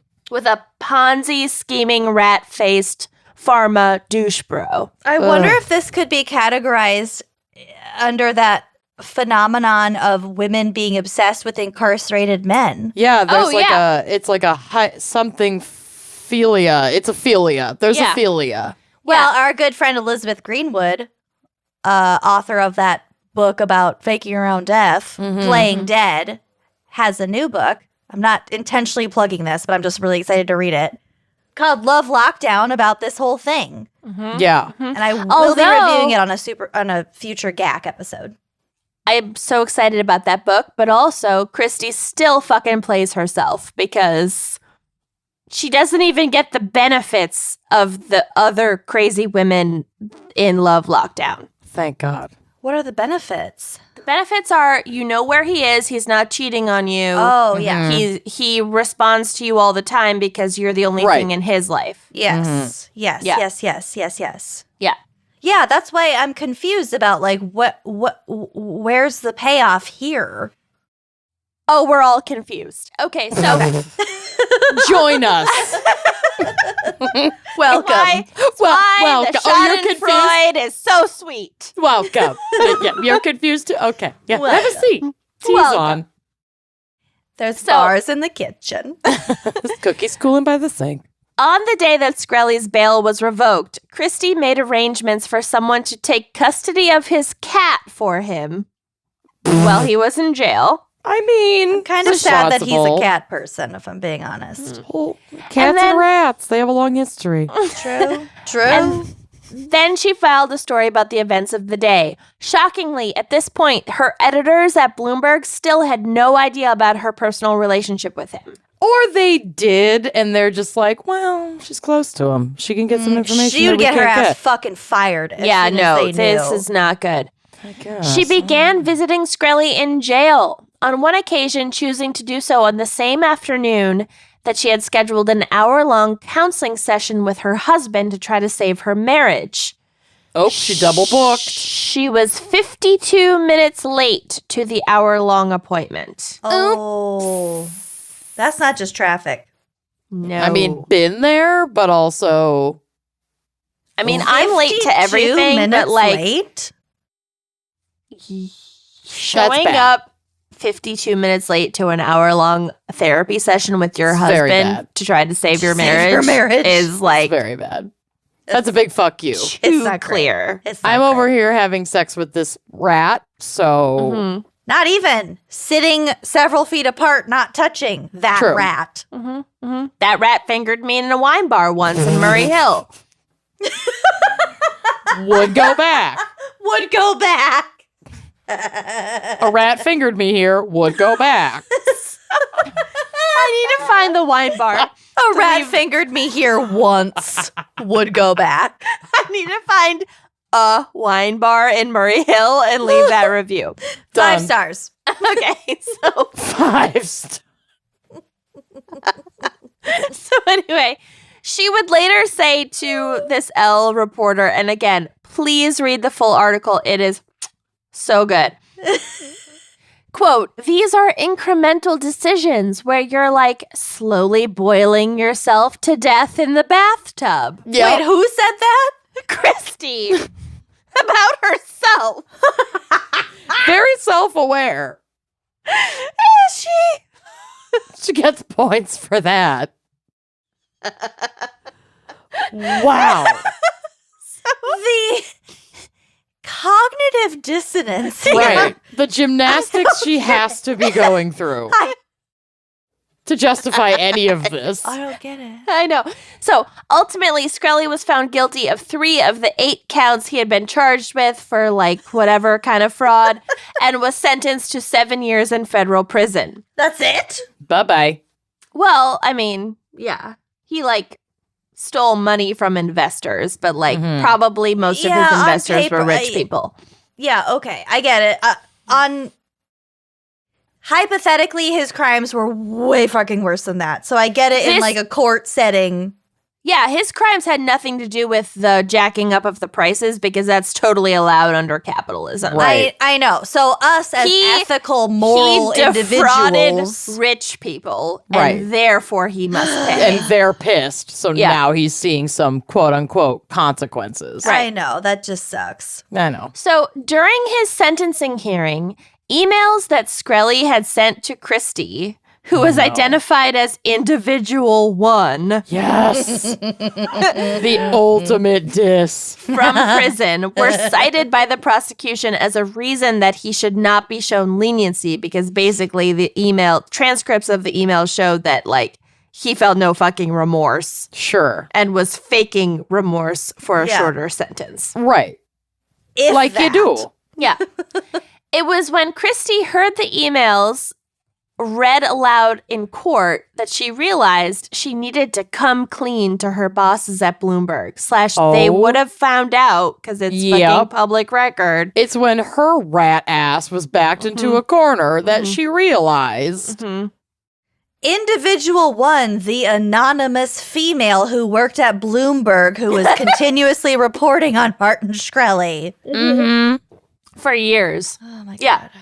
Wow. Somehow, white privilege, she was not immediately fired by Bloomberg, but was moved off covering his case. Oh, good. But after Shkreli was incarcerated, Christy began dedicating herself full-time to defending him on the internet, Ugh. often tweeting photos of articles critical of him and making derisive comments about the journalists who had written them. So she just like went full... That's Full- some MAGA troll nonsense. Yeah, full QAnon. Wow. Crazy.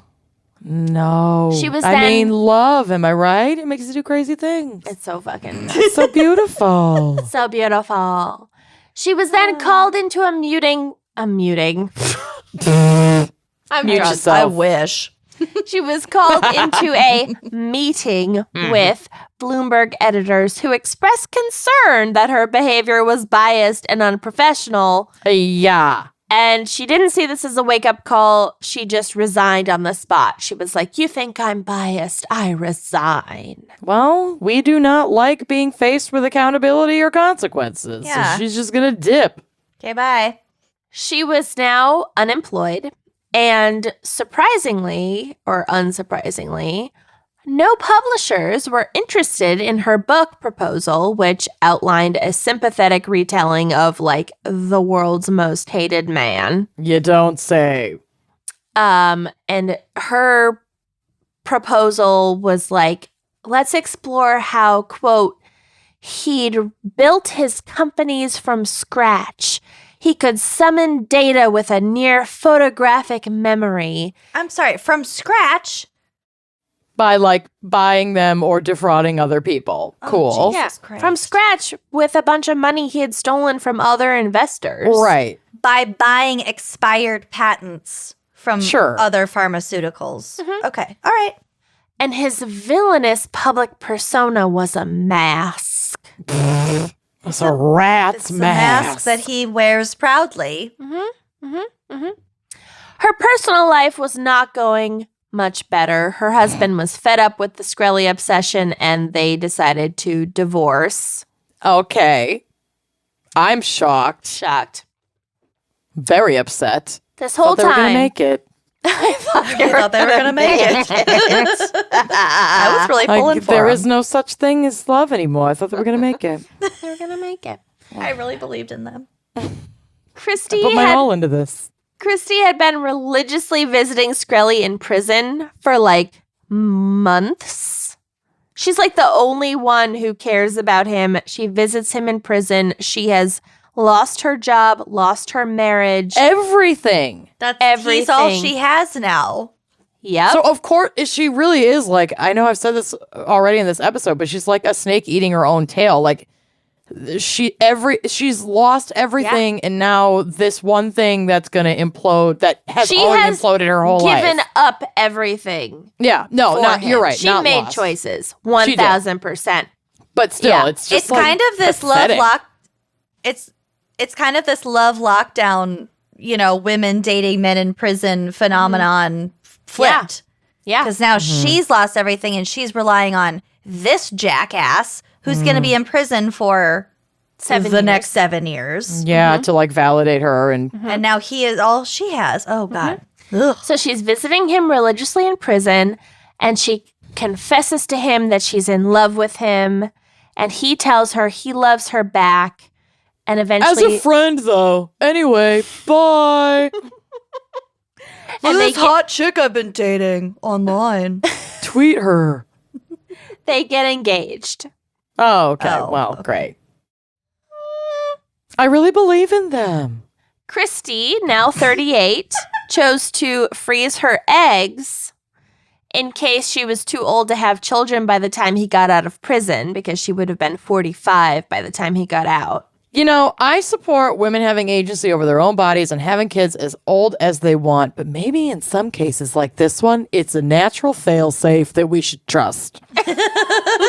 Just putting that out there. Nature is telling you no.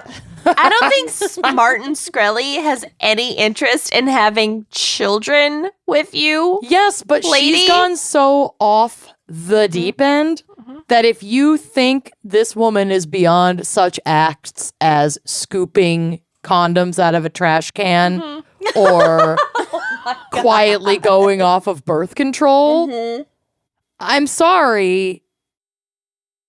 She ain't. When a person tells you who they are, believe them.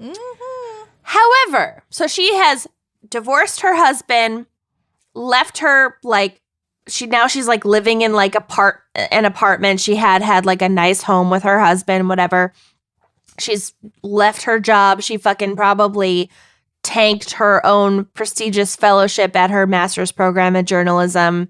She's a joke. She's made a complete joke of herself through her own fucking adult choices. Well, she poured All- gasoline and lit a match Yep. Yeah. on her everything she's presumably Worked worked for. Ever worked for. Yeah. Yep. For this man that she got fingered by, we assume, One allegedly time at a wine in a bar. wine This bar. punchable fingering rat. If I gave away everything for a man who fingered me one time, I would have declared bankruptcy at least 15 times by now. So Everybody learn loves a from good mama's fingering. mistakes. So you can finger yourself better than anyone else, let's be honest. This is It's true, true. but there's It's no more thrill just about. It's not involved. even about the pleasure. It's more just about the vigor. The Anyway, power. The vigor, the intimacy. yeah. However, That dorm room intimacy. There's nothing more intimate than a dorm room fingering, am I right? And a lofted wine bar bed. in Murray A Hill. wine bar fingering. A lofted bed with like kind of plasticky sheets. shaking. The extra long twin mattress. Oh, anyway. the extra long twin, I miss it. However, when Shkreli found out about Christie's decision to discuss their relationship with the Elle reporter, he ghosted her from prison. Knew it. I knew That he'd find a takes way. some balls. You can, Or 0 balls, either one. I believe as an inmate, you can put people on a list of like, do not don't call. let them in. Oh, yeah. Oh, yeah. So maybe it would be really easy to ghost someone from prison. Yeah. If you had no shame at all, which obviously he's he definitely demonstrated doesn't. over and over that he doesn't. Yeah. Yeah. He used her, and then when she made a complete fool of herself and he realized he couldn't get anything else from her, he fucking dropped her like a bad habit. Ugh. Woof. Yeah. So when Elle attempted to contact Shkreli to comment on their story, he responded, quote, Mr. Shkreli wishes Miss Smith the best of luck in her future endeavors. Oh, wow. Like he had That's cold. a PR, like an agent write that for him. Yeah, from prison. Someone passed her a note in the hallway from prison. His cellie wrote it. Best of luck in your future endeavors from Cell Block 9. Mr. Wow. Shkreli wishes Miss Smith the best of luck in her endeavors. Good Lord, that's cold. Oof. That is cold. Christy Smith told the Elle reporter that she would continue to wait for Shkreli until he got out of prison. No. But she later clarified to the New York Post that she was open to dating others in the meantime. Wow. Well, Chris Watts is still alive. She could start there. Yeah. Oh my God. She told the reporter, quote, I'm definitely open to it. I have been basically celibate for 2 years. Well, yeah. I'm not going to sit around and wait. Finger yourself under the table, honey. It is better, I promise. Oh my God. And then she did at one point, again, like moments of lucidity, moments of self-awareness. She did tell that Elle reporter, quote, maybe I was being charmed by a master manipulator. Maybe. But also, you left your husband and froze your eggs for him, and he ghosted you, and you're still going to wait for him. Mm-hmm. Maybe you've gone down like an insane K-hole of nonsense. Yeah. She's a broken woman. So that's my case. Wow. Basically, that is the extent to which we as a society and individuals grovel at the altar of wealth. Yeah. When you said you were doing Martin Shkreli, I was like, okay. Uh-huh. Because we'd all heard about it, but maybe you were in South Africa and you didn't know that everyone's fucking heard about it. No, I'm glad you took it in this direction because this is a lot more This is way titillating. juicier. Oh, yeah. All credit goes to this Elle article. Please read it. It's so fucking phenomenal. I'm going to read it as I drift off to sleep tonight. Fantastic. I That's love my it. case. Well done. Nice job. Okay, well, Kenyon, thank you. That was beautiful. And now, are you ready for my case?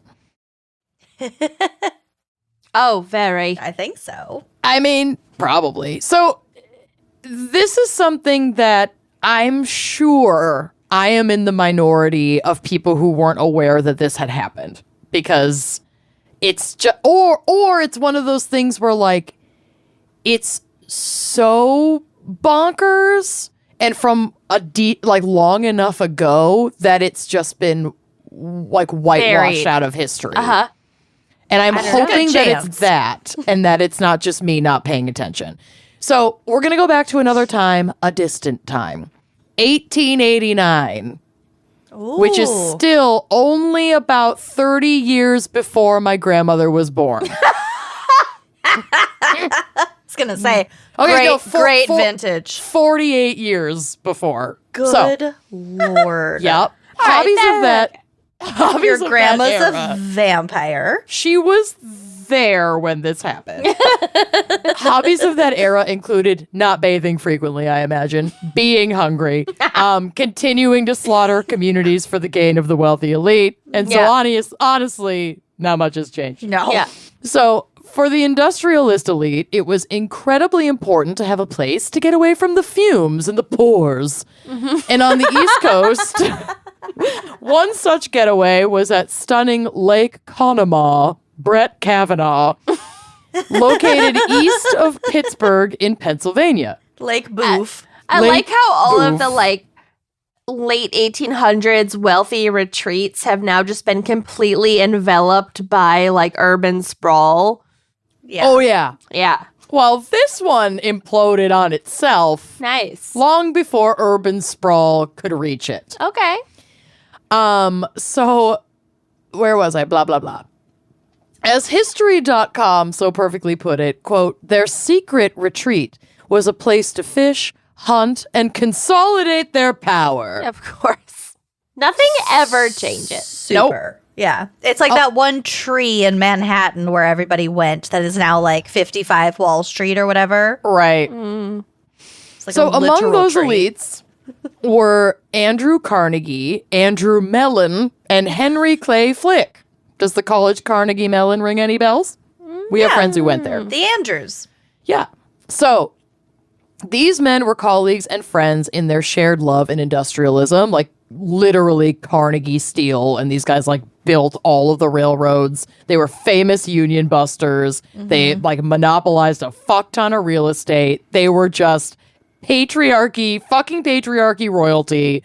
And they like bought this land, this area, and developed this and would come here with their families to enjoy a, quote, 47-room clubhouse featuring a huge dining room that could seat 150 people as the main building on the club's land. 16 privately owned, quote, cottages that were actually houses of generous size. They were little mansions along the lake's shores. The club's boat fleet included a pair of steam yachts, many sailboats and canoes, and boathouses to store each of them in. Many. We're too weary to count them. I think it sounds delightful. I mean, I'm into there's it. photos of it on the drive. Like, Somebody wants to invite me for free. I'm there. well, we can't because it's gone. So okay. this place was like Dirty Dancing infused with billions of dollars. It was Yeah. just the ultimate summer camp for wealth with full-on theatrical productions, yearly regattas, just the whole shebang. Yeah, it was WASP summer Heaven. camp. So the retreat, it. yeah. The retreat was founded in 1879 and was kept mostly a secret among the elite in Pennsylvania, but of course, rich are gonna rich. So the land was purchased to build this getaway was affordable for this venture because it wasn't meant to have like this kind of use in the fucking first place, and we will get to it. So they bought it for a song and exploited it for a fucking mint. So before this area was developed, it was part of an existing Pennsylvania canal system. And this next small portion is from Johnstown Area Heritage Association online. God bless. This reservoir had been originally built to provide water for the section of the Pennsylvania Canal between Johnstown and Pittsburgh. And this Pennsylvania Canal, this is not included in here, but I read this in my research, was the crux of this Johnstown community, which wasn't poor, but was very deeply ingrained in the steel industry, and a lot of the people who worked and lived there Blue worked collar. in steel. So like it's not a poor community by any means. It was definitely infused by the steel boom. It's a working class. Community. Exactly. It's like a nice working class town.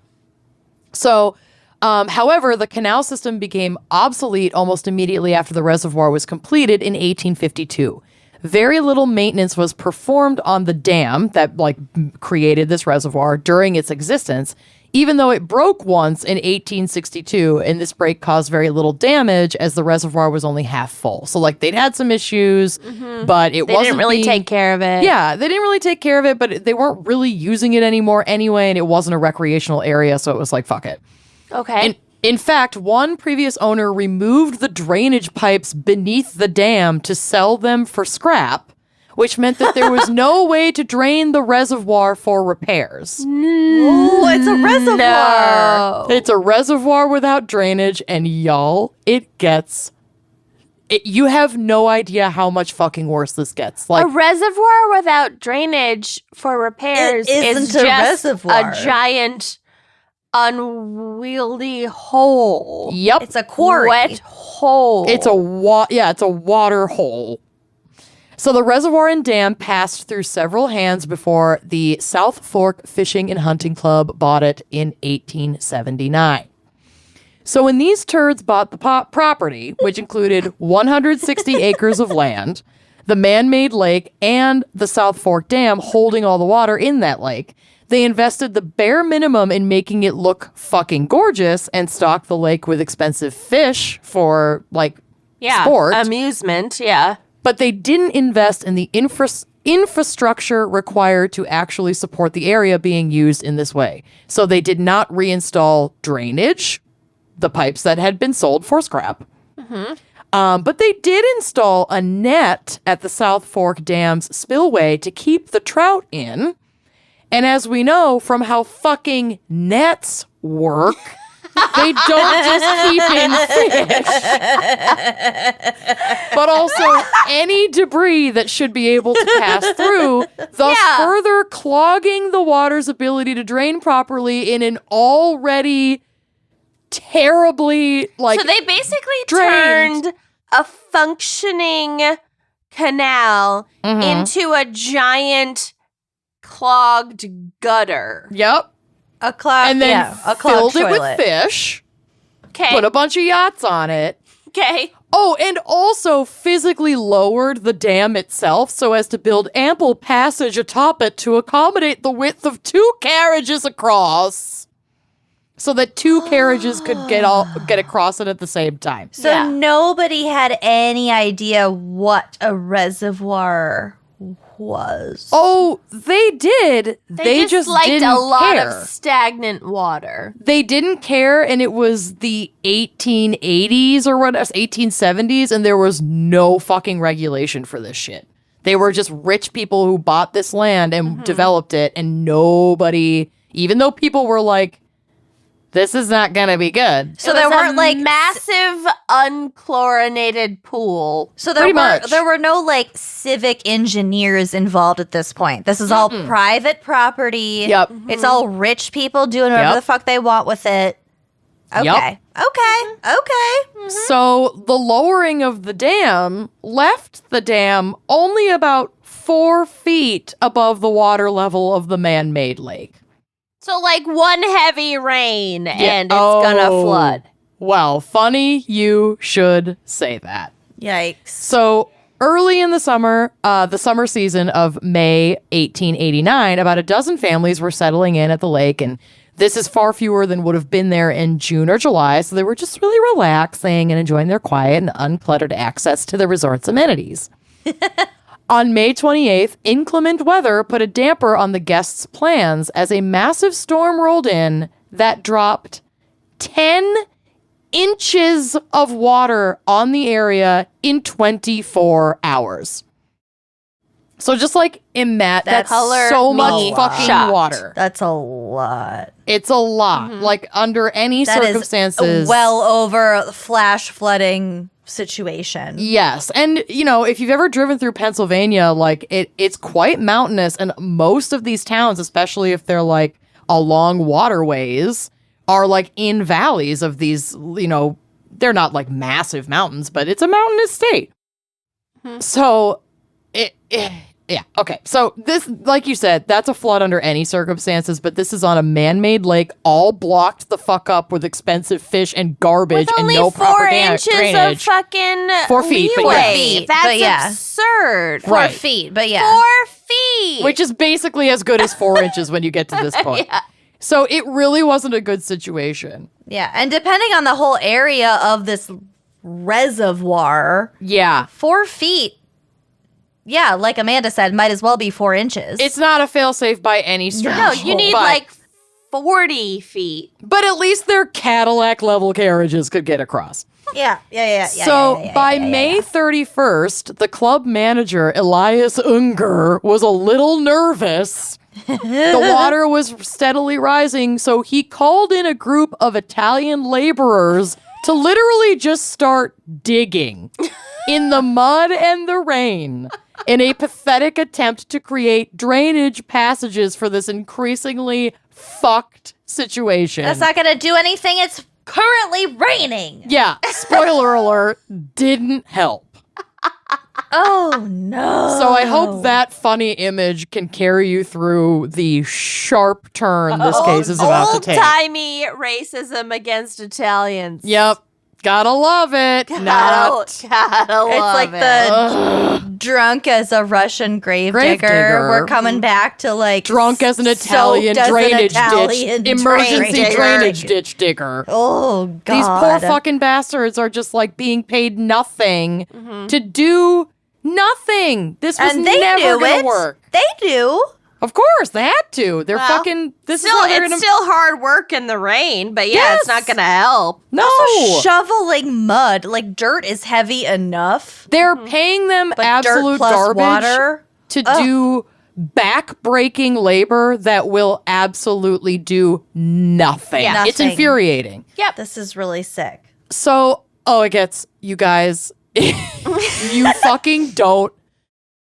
I didn't have the capacity to take in what I am about to read myself when I was writing this earlier, so just here we go.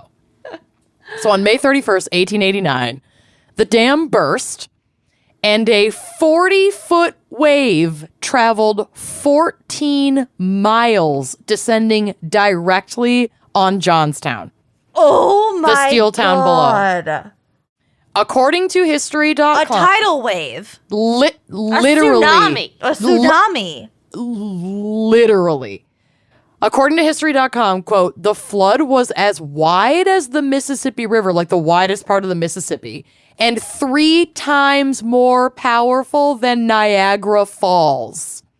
What Yup. the fuck? Yup. As it hit Johnstown, all hell broke loose. Locomotives weighing 170,000 pounds were wrenched from railroad tracks and swept thousands of feet.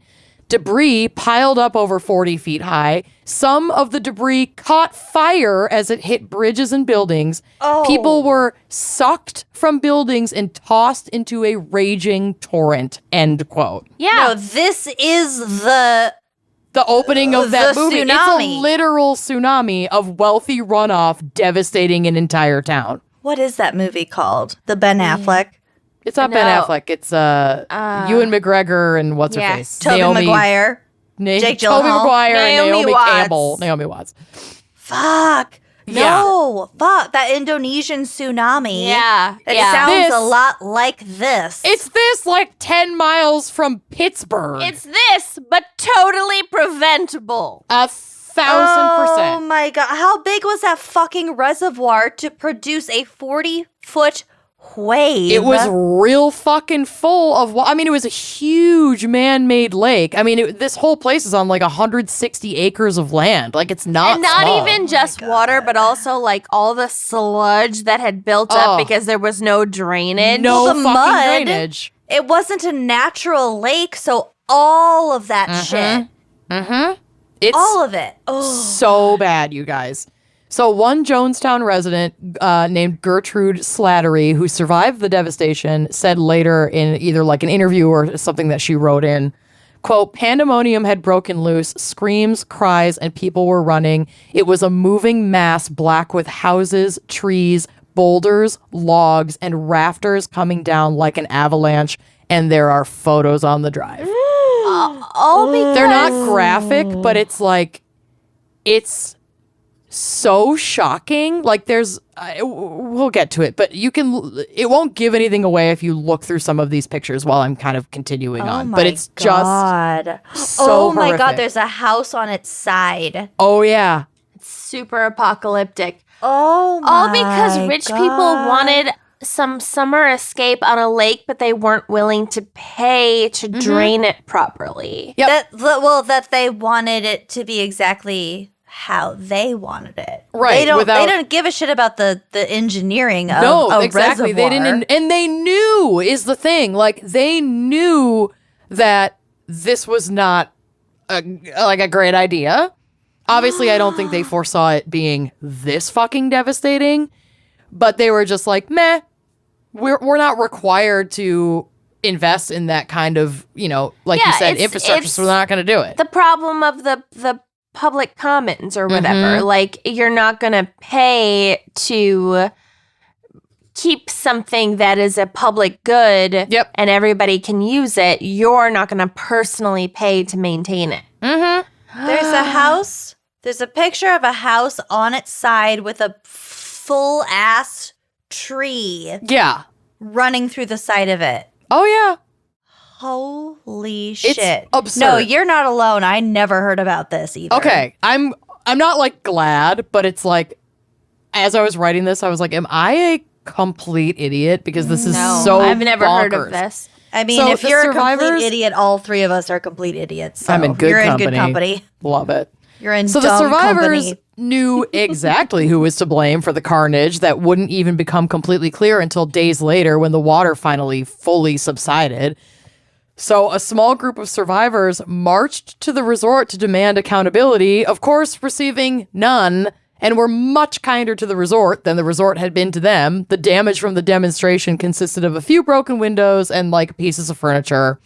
But the damage that had been done to the town of Johnstown was horrific. Yeah, it was The wiped out. blue-collar town of Johnstown, who had Wiped out. no say in any of this bullshit. Nope. Meanwhile, all the rich people were like, oh, I lost my third home. Oh, you well. guys. Oops. Get ready. Oops. Quote, according to the Johnstown Area Heritage Association, 2,209 people died. Oh my god. Almost 400 of them were children. Oh my god. Among the dead were 99 entire families, like grandchildren, parents, grandparents, like entire families wiped out. Oh. The $17 million in damage, which would be more than $4.4 billion today, included 1,600 obliterated homes, 4 square miles of complete destruction, like leveled, like cannot even see what it used to be destruction. In the aftermath, bodies were found as far away as Cincinnati, Ohio, more than 400 miles downriver. Exactly. Like they floated downriver and oh my 400 God. miles. I mean, it's heartbreaking. One resident, he lost his wife and all 4 of his children, and he set up a sign by their graves, which there's a picture of this on the drive, declaring that they were killed by the South Fork Fishing and Hunting Club. And like you mentioned, there's that one photo of, like, there's like 3 dudes sitting on a full-blown tree through a house that's just turned on its side like a dollhouse tipped over. Like, it's so shocking. Also, I want to say, like, people who are like, oh, well, fucking regulations and red tape is to blame and blah, blah, blah. Sure. Are some of them, overzealous? Yeah, sure. Could some of them be revised? Sure. Probably. Why not? But regulation is what prevents This. horribly preventable catastrophes like this from happening. This is why regulation matters. If you have watched fucking Erin Brockovich and been like, yes, girl, yes, queen, whatever, then you are for regulation. This, and also you just see like those pictures of our country before like the EPA was established. Yeah. It's if you fucking gross. take vitamins and supplements that you buy at the grocery store, if you fucking buy food from a supermarket, then you fucking rely on regulation to not die. Yeah, pretty much. And like 400 years ago, sure, that might have been the time when you could, with some amount of dignity and rational thinking, be like, oh, regulations, no, that's servicing, the monarchy or whatever. Today, no, you do Not so not get much. that argument. You No. do not get that argument. No, it makes no sense. If you like to take a walk outside and not have it be polluted and like have a fucking oil rig Or break your ankle walking in a hole in the sidewalk that was also built. Just a sinkhole under your streets because we don't care about how we build this shit. That's regulation. If you have specific problems with specific regulations, like bring them up. We'll address them, as a society. But just being like tuned out and being like regulation. Bad. Blanket regulations what the are fuck? bad. Do you want to die of salmonella? Do you want to be poisoned by vitamins that aren't what they purport to be? Do you want to be wiped out with your entire family because rich people wanted a fucking resort? Yes. Okay, so it gets a little worse. Great. So this would go on the books as... We're fine. I'm already at the bottom of this bottle of wine. I'm almost done, but there's a lot of screaming that's about to happen. So this would go on the books as the first major American initiative for the American Red Cross, which jumped into action to feed, clothe, and rehouse displaced Johnstown residents. Media went wild covering this nationwide, with the Chicago Herald running the headline, quote, "Murder or manslaughter, ? Thank you." In June of 1889, as well as a New York World headline, quote, "The club is guilty," which I loved. Blame the club. Yep. Pointing at the owners of the resort for accountability. Hundreds of morticians from all over the country had to be brought in to process the dead. Like, this was and remains the deadliest non-hurricane flood in American history. And the wealthy elite members of the club, they really did their part. They donated 1,000 blankets. Thanks. Kenyon's leaving. She's done. She gone. She walked off. She's out. She's laying in her bed. Screaming in her bed. She's screaming into a pillow. That's a big pillow. 1,000 blankets. I'm back. For those who don't support on Patreon, She had to scream into a pillow. She had to have a Yeah. minute. You guys, my butthole was so puckered writing this.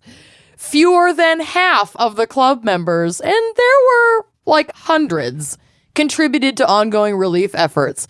Carnegie did later give $10,000 of his own money, but he was a literal millionaire in the 1800s. Yeah. So what the fuck was $10,000 Billionaire. He's to basically him? Jeff Bezos now. Yeah, exactly. It's like he Jeff Bezos. jacked off that amount. It was like one collect phone call for him. It's Trump throwing paper towels into the crowd is what in this Puerto shit Rico, is. yeah.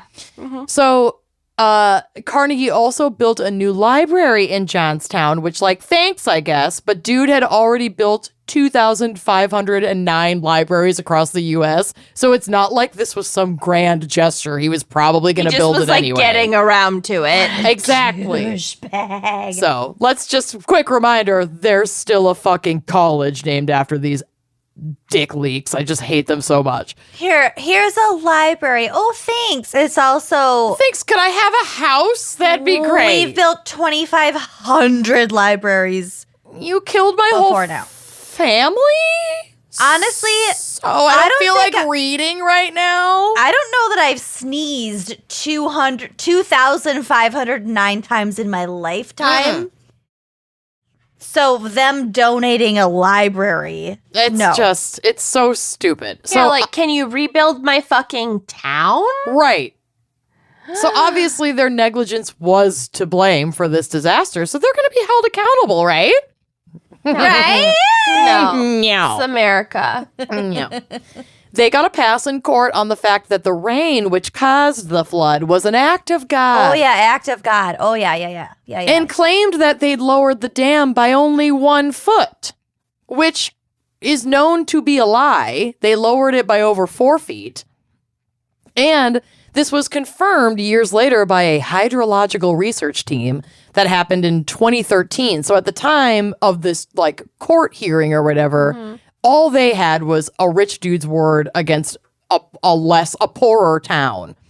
And of course, now all these years later, historians have been like, no, we have the receipts and the maps and the ways to figure out how much you fucked this up. So surviving residents of Johnstown attempted to sue individually for damages in like civil court, and not a single suit won in court, and several of the survivors ended up going bankrupt from the legal fees, on top of losing everything. Okay. And then they went bankrupt trying to get what they were owed. That's fucking devastating. It's horrific and the worst. So it was probably just a minor nuisance to for have these rich people because they had lawyers, whatever. They didn't have to deal with it.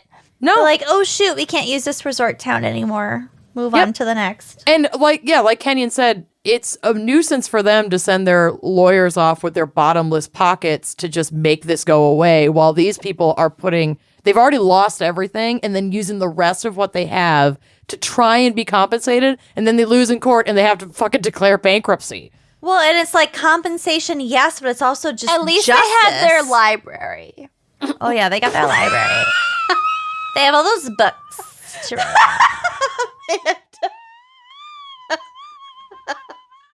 They've already started rebuilding their town, starting with the library. Oh my God! Starting and ending. Just taking a fucking sip, you bitch. So this incident did inspire legislation that would hold individuals accountable for this kind of negligence and land modification requirements in the future. But it did fuck all to hold Carnegie Mellon and Flick to account. They don't care. So like Kenyon said earlier, literally all of this was avoidable.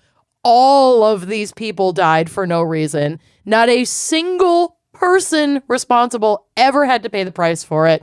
And these men are still heralded to this day for their achievements in American industrialism. Oh, yeah. Yeah. Carnegie,